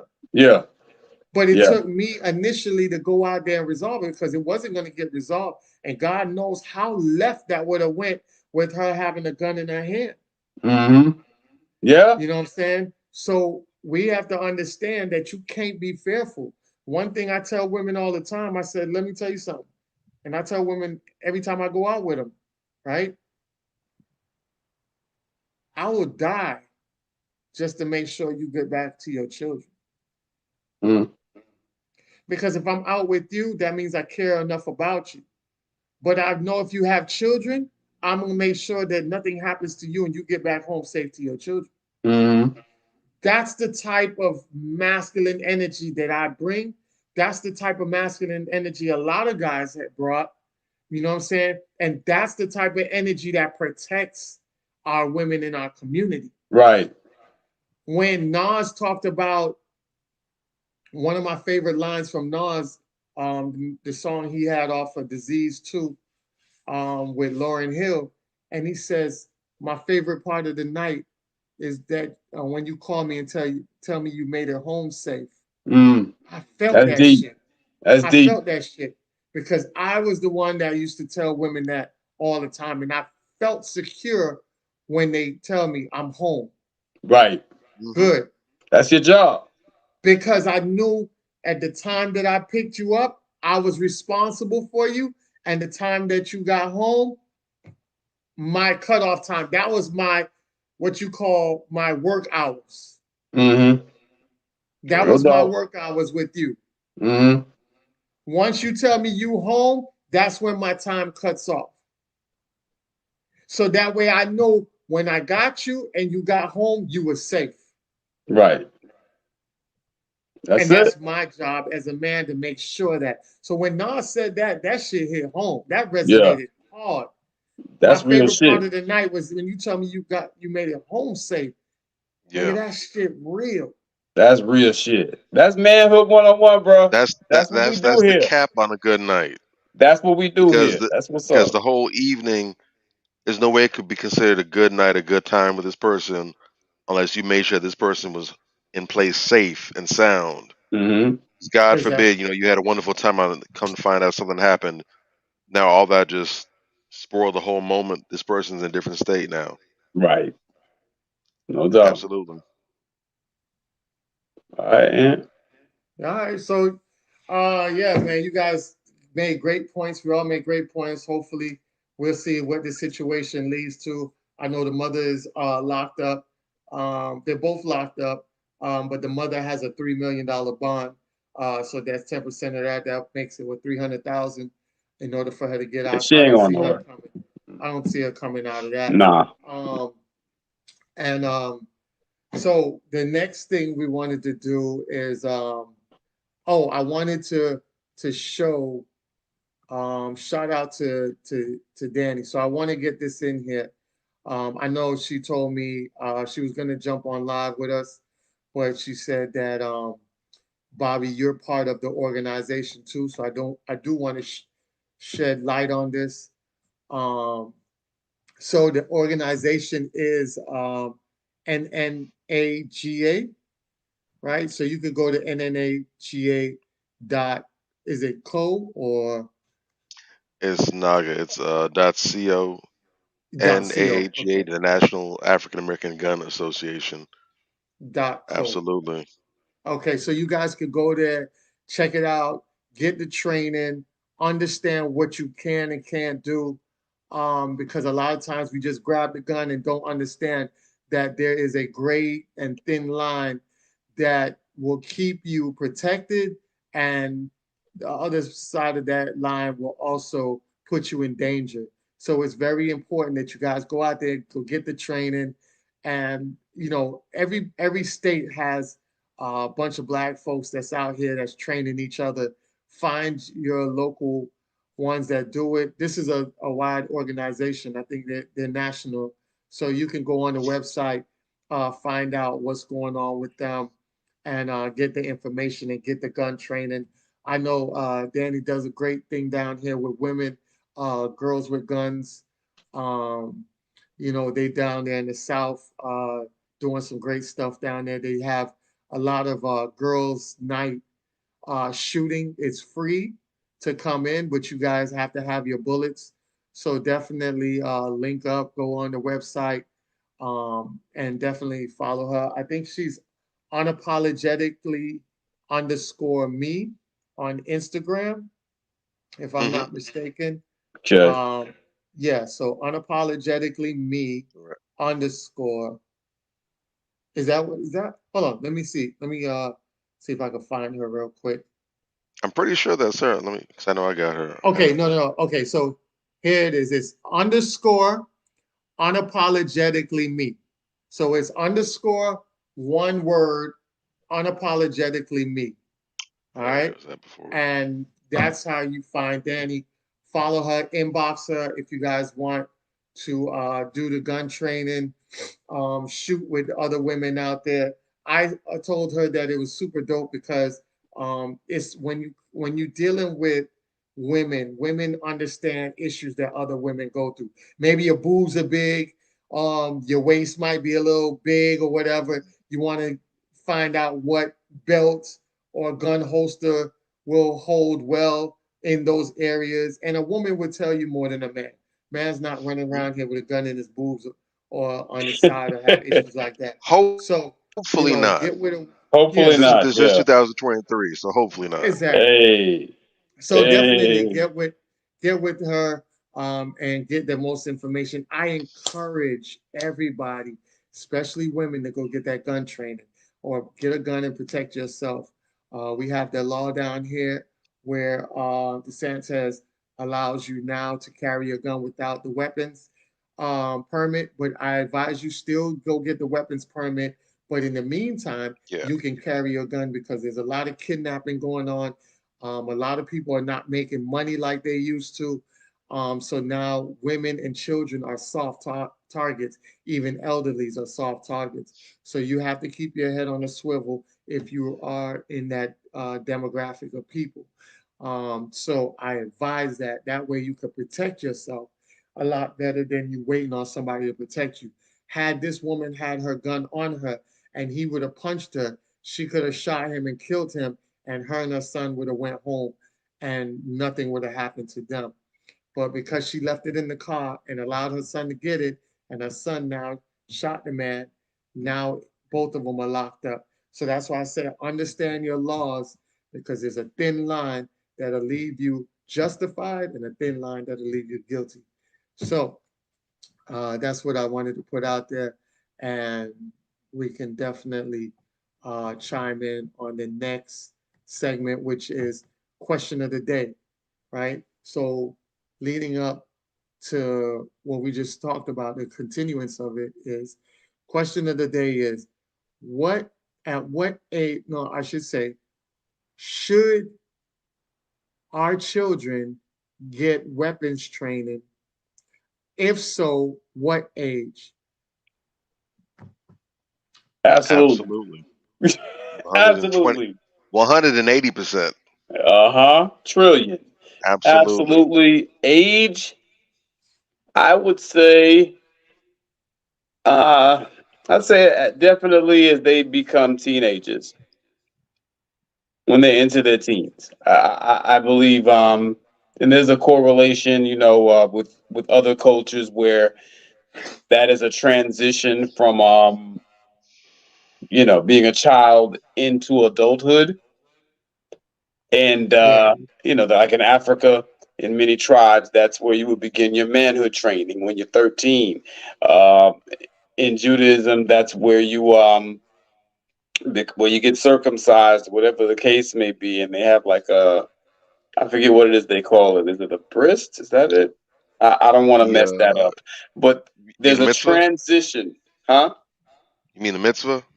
Mitzvah, yeah. Okay, the bris The is the bar earlier, right? the bar mitzvah, I The think. bar Yeah, the mitzvah, bar right, mitzvah and bat right. mitzvah for the girls. Correct. So there's a correlation with other cultures where you're kind of transitioning from childhood into early adulthood.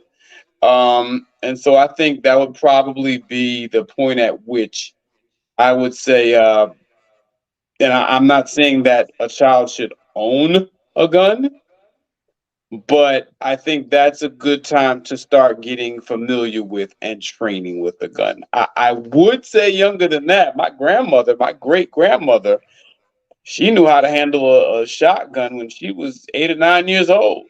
But times have changed.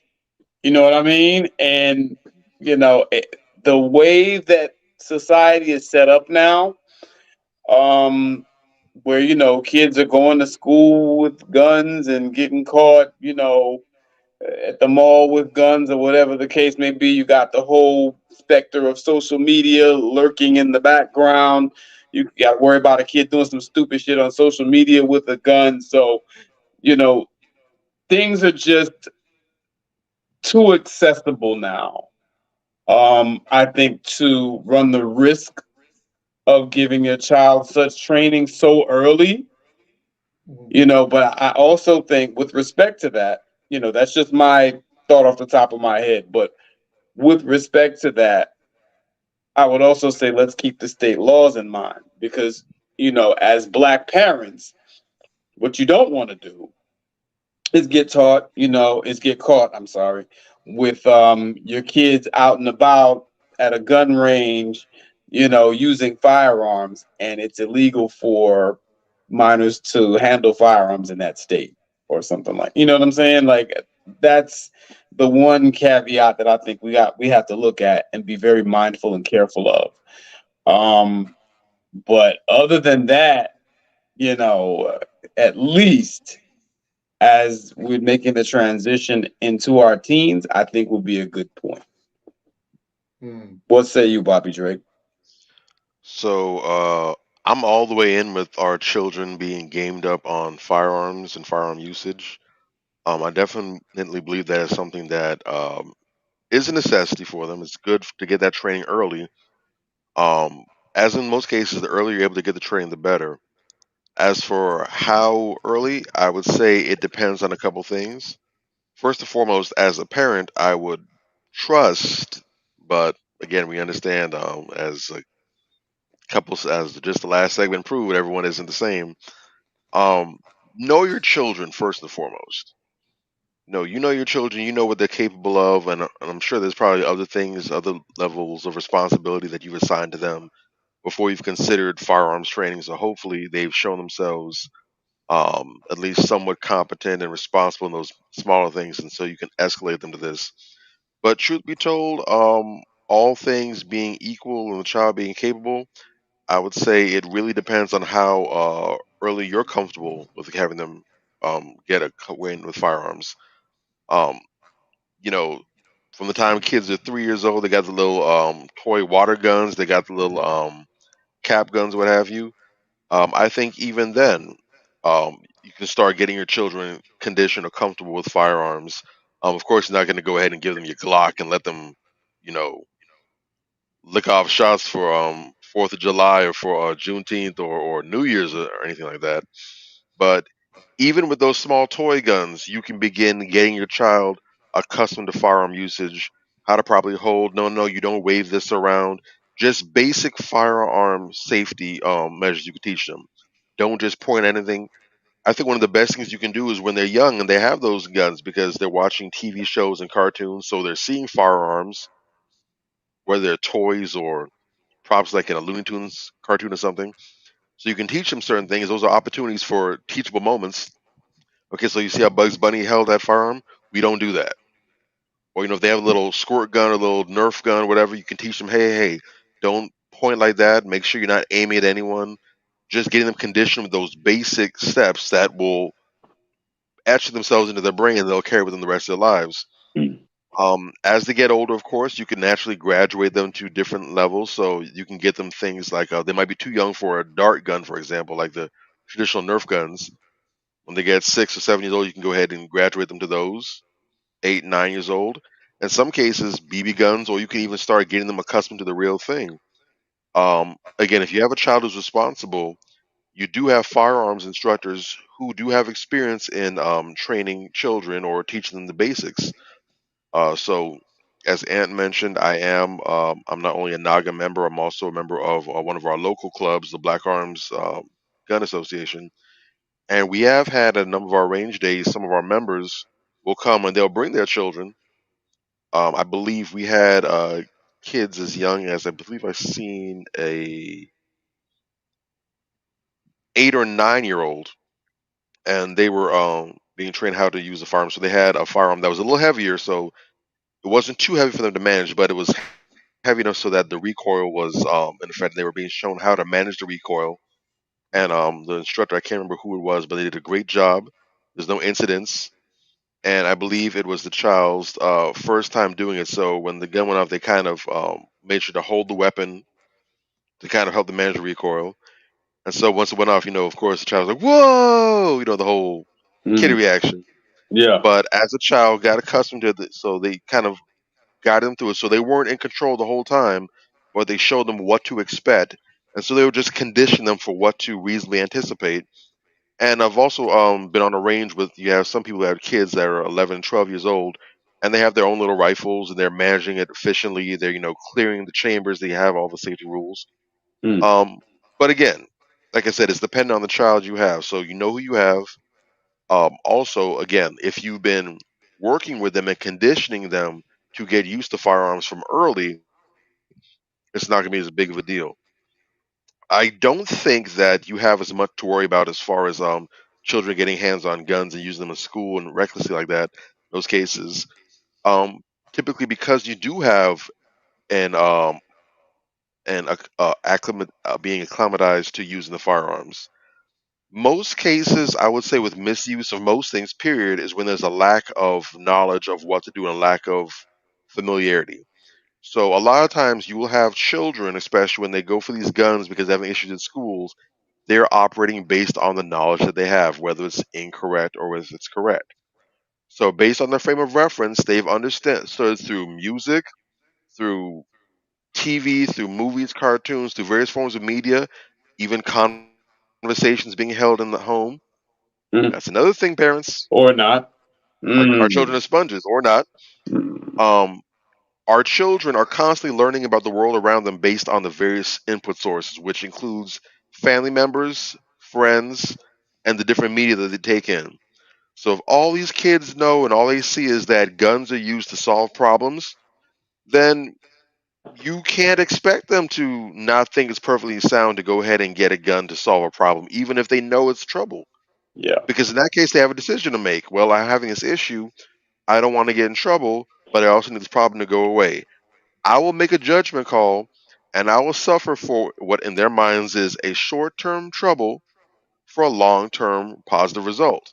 And then, of course, it doesn't turn out that way, but they're operating based on what they have. Mm. I found that our children are very intelligent, very wise, and are a lot more capable than what we give them credit for when we're doing our job as parents. I believe wholeheartedly if you front load your children with the right knowledge, put the sense of responsibility on them, really impress upon them the seriousness of firearms and how, yes, they can be fun. It's great for hunting. It's great for recreational shooting. great for competition shooting. That's wonderful. But these are also dangerous weapons that can harm and take life as well. And to be cognizant of that, I firmly believe, if anything, it's going to encourage our children to not go to firearms as a first line of dealing with the problem, or even down the line.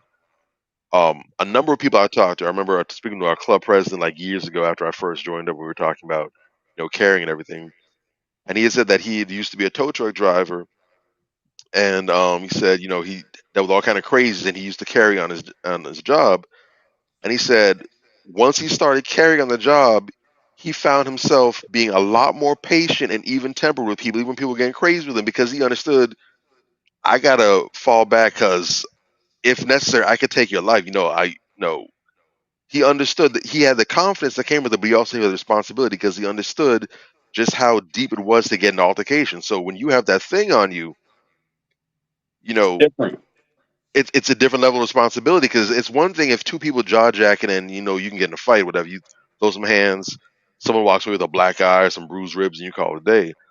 But if you're carrying on you and you get in a fight, that's not just a fight anymore, because as soon as it's abundantly clear, and if you lock it up with someone, they're gonna feel whatever. As soon as the other person knows that you're carrying, the danger level just got escalated. Mm-hmm. So I know a lot of people who carry and who are responsible gun owners. They'll say, man, when I'm carrying on me, man, there's certain places I simply won't go to Yep. because I know Yep. how they get down over here, and I know something's gonna pop off, and I might have to pull something. Mm-hmm. Or if they do go to certain places they know are rough, they're going there because they know that they have something to defend themselves. But they're not looking for a problem. They know as soon as something gets hairy, it's time to get up out of here. Like that woman Because should have I'm not did that gonna restaurant. correct. Because even if you do have to use that thing and you're perfectly in the right, there's other things that come with that. You just discharge your firearm.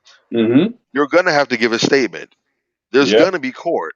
Oh yeah. In some cases, even though if you're 100% wrong, even if there's a criminal case and you beat the case, you do have to worry about a civil suit from this dumbass. Right. And there have been cases where you've had criminals who are 100% in the act. They've gone ahead and pushed a civil suit against the person who defend themselves, and they won the civil suit. Hmm. Now Wow. you got to pay this jackass, and they're dead to rights. But Crazy. the burden of proof in a civil case isn't the same as in a criminal case. It's much Mhm. lighter. Right. Some cases you might have to worry about, I capped this idiot or whatever. You have to worry about their family or somebody else coming trying to get back. So Of there's a lot of course. things to keep in mind Of with that. course. It's a huge responsibility, and that's one of the reasons why I think it's so important for people to get the permits, because to get your permit, the first requirement is you have to take a firearm safety course. So you have to get information that you're not going to have as a person that just goes to the store and buys a firearm. So just hearing some of these stories, and usually these instructors, they usually give some anecdotes and tell some other stuff. They show videos, whatever, to go along with information. Usually you walk out knowing a whole lot more and understanding it's bigger than just I got this thing I can shoot somebody and survive. You find out that it runs a lot deeper, and I think our kids are no exception. When you give them knowledge, when you give them understanding, it'll pay dividends. So Mm-hmm. I say the sooner you start opposing your children to firearms and training, the better. Do it. If you have someone who's interested, take it. They might like it. If nothing else, it's a great way to bond over the weekend. Spend some time out of the range. It's a great father son or mother son, father daughter, mother daughter activity. It's for everybody. So go test it out. Worst case scenario, if they don't like it, it's not for them. At least they tried something. They got exposed to something. And it's a great experience that they can carry with them. Mm. Noted. Definitely. Great information. Like I said, protect yourself in the long run. It's definitely going to work out better for you and your family. And it also is going to keep you away from harm's way when you understand the rules of engagement and the rules of the laws. So these fellas just eloquently put it together for you guys, so that way you could take care of yourself and your family in the future. All right. So um, the hell not, hell yes segment. We want to postpone that till next week. That's fine. That's All fine. right. Let's table We it. Yeah, we in the red today. Yeah, so we postpone Yeah. until next week. Too much game. We we could definitely postpone it to next week. No doubt. So I definitely want to get into our queen check for tonight. Um, now here's the thing with the queen check, right? Um, it's a little different tonight. Um, our queen check was not on our list. This is Okay. somebody that I just found out about, and she's not a queen. She's a princess, Okay. right? So we Plot want to do twist. our princess check for tonight. All All right, we make right. an exception tonight. Bet. All right, so our princess check for tonight is the lovely, talented 9-year-old who is named Rebecca Sesba. Okay. Oh, look She at that is face. from she is from Cape Town, South Africa. All right. She is her father. This is her father, Mm-hmm. Emmanuel, and she has a brother. This is her brother, 15 years old. They all self-taught how to play piano, Mm. watching YouTube videos. Nah. So Wow. Wow. here's her other brother as well. Uh-huh. Uh, and they're all phenomenal. But You're looking Beautiful royal. family. she Gorgeous takes family. yes, she takes the cake.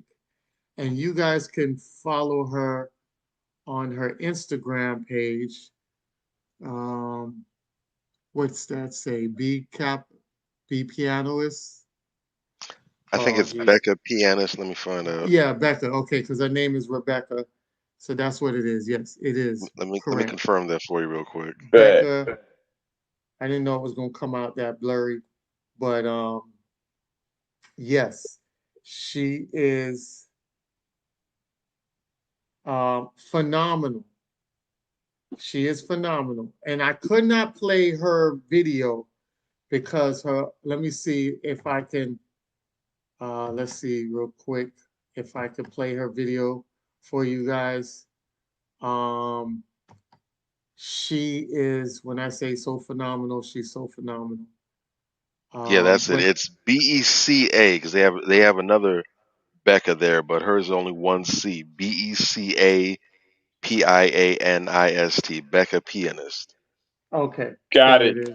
Becca Pian. Okay. So y'all give her a follow. She only has 1800 followers right quick. Definitely check her videos out. I can't play, I cannot play her video, but she has a video, and this is how I ran across her. She has a video that went viral, and she's in the mall playing the piano. And when I say she is Like that. going in, Nasty. going in. Okay. And guess what song she was playing? What song is that? The theme song for Titanic, which is a classical hit, Word? which is a very difficult. It's a very difficult Oh Okay. no, thing. that's a tearjerker joint right there. I Oh can't Yes, wait to hear yeah. it, man. I love to see yes. stuff like that. I So love it. I didn't want to play it because I would have got copy striked for it, but I did want to show people this because the reason why I highlighted her, people don't understand that Black people have creative music on all genres throughout the world, right? Mm-hmm. Classical music, pianists, a lot of the great composers have been whitewashed. Mm-hmm. One of the great classical pianists that have been whitewashed was Mozart. Mm-hmm. Mozart was a Moorish man. Mm. Uh, he's a black man. We all know and heard about Mozart as the one of the elite composers when it comes to that, but we never got to realize that this was a black man till later on down in our lives. So Mm. as you see here, he's depicted as black, but in the original Mozart pictures, he's depicted as white. We also see that happen with the picture of Jesus. We have Caesar Borgia, who was the son of Alexander the Eighth, depicted as Jesus when that's not the real depiction of Jesus. So a Mm. lot of our history and greatness has been whitewashed over the period of time, and nobody has sat back and corrected it.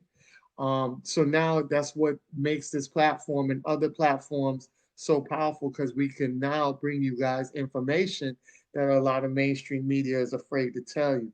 Mm. Another composer that is biracially mixed but has black genes is Dude, Beethoven. I knew wait, wait. Beethoven was black. I didn't know Mozart. Yes. Wow. So Beethoven, right? Beethoven is mixed. He's black and white. Mm. Um, so this is what Beethoven would look like when they did the digital analyzation of what Beethoven would look like.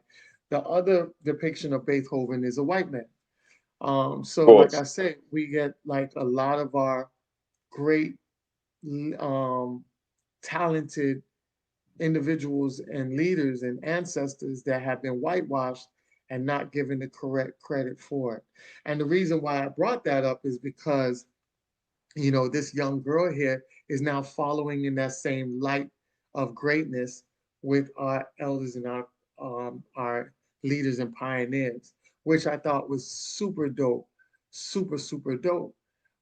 So being that this girl is only 9 years old and her brothers are also just as elite, the whole family is just on some brilliant level. And I thought, as her being the youngest and her just mesmerizing the crowd and having everybody just wondering who she is. I Mm. mean, when I tell you that people were literally putting money on her like they were putting it kind of under her leg so that it wouldn't fall. She's literally getting a bunch of money put under her Mm. leg while she's playing in the That's crazy. That's crazy. you guys I when love y'all it. see the Wow. when y'all see the video, you guys are gonna go crazy over what y'all see. But Mm. when I tell you that she is phenomenal, Mm. she is phenomenal. Now, before we get out of here, let me see if I can uh, bring this video up. I think it downloaded in time. Let's see. Okay, here she go. All right, so I cut the music so you guys don't get copy strike. But look at her hand movements. Boy, she with it. Fingers She not even flying. playing. You're getting busy. Getting She straight on one of busy. those kawaii pianos. I know it sounds beautiful on those. Exactly. So I was like, Look at the man, precision. Yo, I can't wait to watch that. yes, you guys gotta watch it. She's phenomenal. That's what's Um, up. so I so love to see that, man. shout out to our little princess Rebecca for doing Blessings. such a Big phenomenal ups to her. job, man. Blessings on that And family, man. just Hmm. that's the black girl magic, right? So yes, No doubt. another wonderful week, another wonderful episode. I hope you guys love the content that we brought to you. Super proud of my fellas that's out here bringing this platform to you guys. And just follow us, tell people, like, share, follow, and share this platform with anybody you feel like it's value that holds value to or will see value in it. Don't be afraid. We welcome anybody. You feel free, you want to jump in and talk to us and chop it up with us, you can do that as well. So that is what we're doing. See you guys next week. Fellas, y'all want to say a little something before we go out real quick? Real quick, man. Guys, your health, your nutrition, your exercise is life or death, man. Literally. Stay on top of it. Do it like you mean it. Be serious. Be deliberate. Be consistent. Because it's either going to affect you and cause you not to have your life, or it's going to severely affect your quality of life. Mm. That's the long and short of it. We can't be out here playing with this. We really, really have to take it seriously and you know, put everything that we have into it. I want to see a strong black nation out here. I don't want to hear about us leading statistically in every single solitary negative category that has to do with health anymore. That's got to stop. If we're going to rebuild ourselves and rebuild ourselves as a better version of ourselves, we're going to need to be our best selves in every capacity. And that starts with being healthy and having a clear head. Yeah. Simple as that. I'll land my Word. plane there. It's really not much to say. We've gone over it, but that's the gist of it. And, to speak to the other um, topic that we really discussed on here today, with regards to, those three people and their lives being impacted so negatively, one of them having lost their life. We really need to start to see the God in one another when we deal with each other. We need to start dealing with each other as brothers and sisters. At the end of the day, you don't treat your brother like that, you don't treat your sister like that. And Exactly. that's just what it is. It's as simple as that. You don't treat your brother like that, you don't treat your sister like that. When we start loving one another and looking at each other in a loving capacity, we won't behave like that. We won't be able to commit such atrocities against one another. Exactly. It's extraordinarily sad. I pray for all of the families. And, I hope that we don't hear about anything like this happening um, anytime soon. I know that's a pipe dream, but, I hope we don't hear about anything else like this happening for a very long time. We Exactly. really, really need to do better with that as a community. Definitely. I land my All plane. right. All right, Bobby. Absolutely. You know, again, as I said before, health is everything. It's not a portion of your life. It is your life. If you think about all the things that we actually do, the efforts that we take to create a better life for ourselves, we go to school, we pursue education, higher education in some cases. We try to get pay raises, we try to get promotions at work. We try to make more money. We try to live in better neighborhoods, drive better cars, wear better clothes. We try to travel and see the world. We try to do all kinds of things to improve our quality of life, to have a life worth living. Um, if you're not investing in your health first and foremost, if you're not investing in your eating properly, if you're not committing to eating well, eating the right things, leaving the wrong things out, if you're not committing to getting good rest, limiting your stress, if you're not committing to exercising and staying in shape, um, all the other stuff you're doing really doesn't amount to much. It would Mm. be like buying something for full price when instead you could be getting it for much cheaper. You're essentially pissing in the wind, or you could look the other way. You're buying something, but you're only getting it for a fraction of the amount. So you're basically spending what you should be getting for the for 100 items, but you're really getting maybe 85, 70. You're shortchanging yourself because ultimately other people are going to feel it as well too down the line, but you're going to be the first person that feels the lack thereof, but you're also going to be the first person to reap all the benefits. Mm. um, if you're not investing in your wellness, nothing else really matters. You have people who are lying on their deathbeds, they're sick, they got all kinds of diseases eating them out from the inside. um, their health is in bad shape. We spoke about mental health the other day. People who earn billions in dollars or millions of dollars committing suicide, or they're managing all kind of addictions to because they don't have coping skills. They can't get themselves out of a certain condition, or some people who are just living reckless because they feel that they don't have anything to live for because they've been diagnosed with something terminal or something they can't recover from. Um, if your health isn't in on track, you're just wasting your own time. Uh, life is precious. Life is valuable. Make the most of it. You can have a better quality of life, no matter how good your life is or that you think it is. If you're not optimizing your health, there's another level out there, man. Do that for you. Do that for your family, for your loved ones. Do that for the people who care about you. And to be honest, we're in a health crisis in this moment. Um, Mhm. I typically advocate for people making changes from the inside out. You don't do it for other people. You do it for yourself. You find internal reasons. You don't let the external dictate the internal. But where we currently are, to hell with that. At this point, even superficial reasons to get in shape and get healthy No are doubt. worth it. You want to attract a better quality in women, or if you're a woman, you want to attract better quality men. Get in shape. Get in shape. Do it to look Period. good. You know that your fit self is going to be far more attractive than your fat self.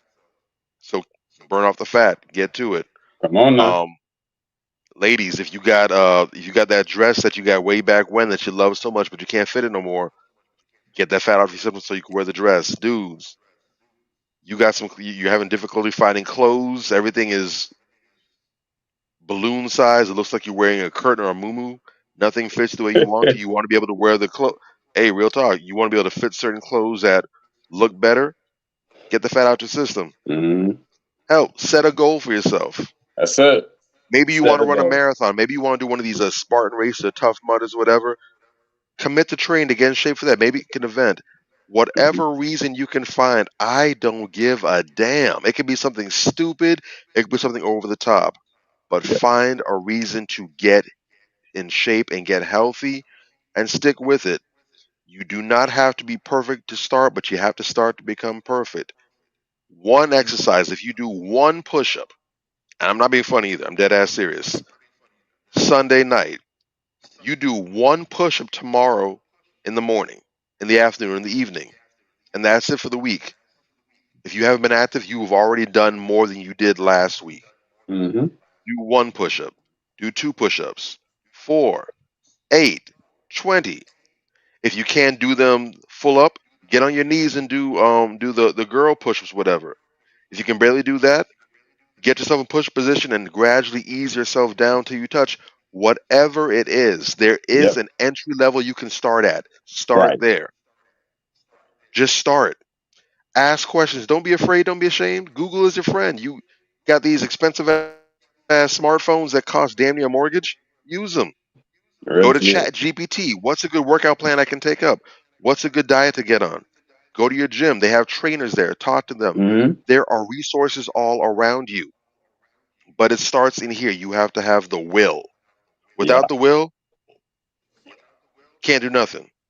So you have to want it, then you have to act on it. Then you begin, and then you stay consistent. You build the habit. You Mm. do it day in, day out, rain, snow, sleet, whatever. Stay consistent. And eventually you'll get to a point where you're an autopilot. You don't have to think about it. You're just doing it automatically. But it starts with one. That's all. One. Real talk. What he All right. said one more time. Hey, let me just reiterate. Let me just reiterate this before we go. And I know you're gonna take us Foolish. out of here. But he hit on something key. I want to make sure I get this out there, and I'm gonna say it again. Stop making excuses. And what did he say? What did he say? Make a plan.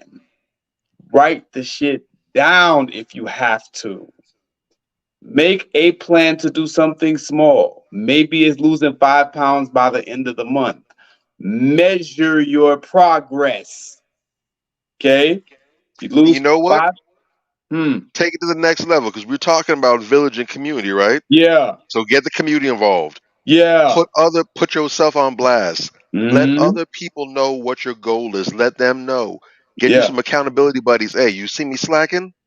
Do so. Hmm. There's this funny video. I don't know what the original channel is, but there's these funny little viral videos that pop up every now where they have this really super fit buff ass dude. He be walking around the supermarket And they got Mm. some fat dude, he either got some fast food, he's getting some junk food, whatever. And every time he about to buy it, he about to take a bite of the burger, the dude walks him and slaps it out of his hand. Yeah, I Like, saw. I put that saw. shit down. It's funny as hell. But real talk, get that community Yeah. behind you. When I started jujitsu, I made it a point, not that I didn't think I was going to stick with it, but to further motivate and push myself, I make it a point where every so often I drop something that I'm learning in my journey, some obstacle that I got up. I let people know when I'm Yeah. competing, when I'm about to compete, what I've done, not just for likes or for all that's nonsense. But I Mhm. like seeing people do that, and I've gotten people respond to me saying, "I love seeing your journey. I like seeing your growth. It's amazing. It's inspirational to me." That's Do what's that, up. and you'll be surprised. You might actually inspire other people to go ahead and get serious. They see you on Which your is grind. great. Now you're spreading it. Which is Spread that. great. Let's have health go viral. How about that? That would be Let wonderful. your best self. Let's make that go viral. Agreed. Agreed. But just to the larger point, let's say that there's some people who don't want to do that because some people are shy. But I agree with that, right? But at the very minimum, yo, make a plan and follow through with it. If your goal is to lose 5 pounds by the end of this month, if you do it by yourself or with the community, which is also a great idea, if your plan is to lose 5 pounds by the end of this month, you need to think about this in terms in a larger sense. If you can do that every month by the to the end of this year, you lost 30 pounds. This is how you have to think. That's In huge. particular, when you're too far gone or you feel like you're too far gone, you have to do this shit in increments. You understand what I'm saying? And that's what's going to get you something called progress. Folks, it's serious. Do it. It works. And I'll land my plane. All right, so here's in better preference of what he was just saying. Trying to improve Yes. 1% every day is better than trying to improve 100% in one day. There you go. If you improve 1% a day, then in 100 days, guess what? You're 100% better. Brother, brother, you dig? Trying to tell people this is like pulling teeth because people have no discipline or commitment. You dig? But it's really that simple. I've done it. Hmm. Come All on, right. y'all. Very Definitely, doable. man. We Let's appreciate improve. everybody. We appreciate everybody for tuning in and staying with us this late. We're gonna let you guys go, but guess what? We're gonna be again back here next week with another Blessings. dope episode, and we're definitely getting to hell yeah, hell no next week. Yay. This list Hell was yeah. very good, and I ain't want to just speed through it. So Yeah. y'all gonna get this next week. All right. Bet. So Yeah. appreciate everybody for tuning in, and we'll see you next week. Love and Peace. light. Yo. Show. Be well.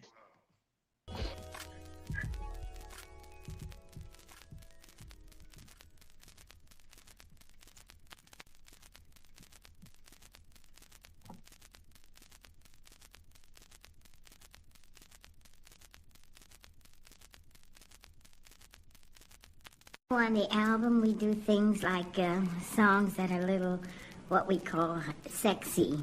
You can see from the title, it's more of a love album.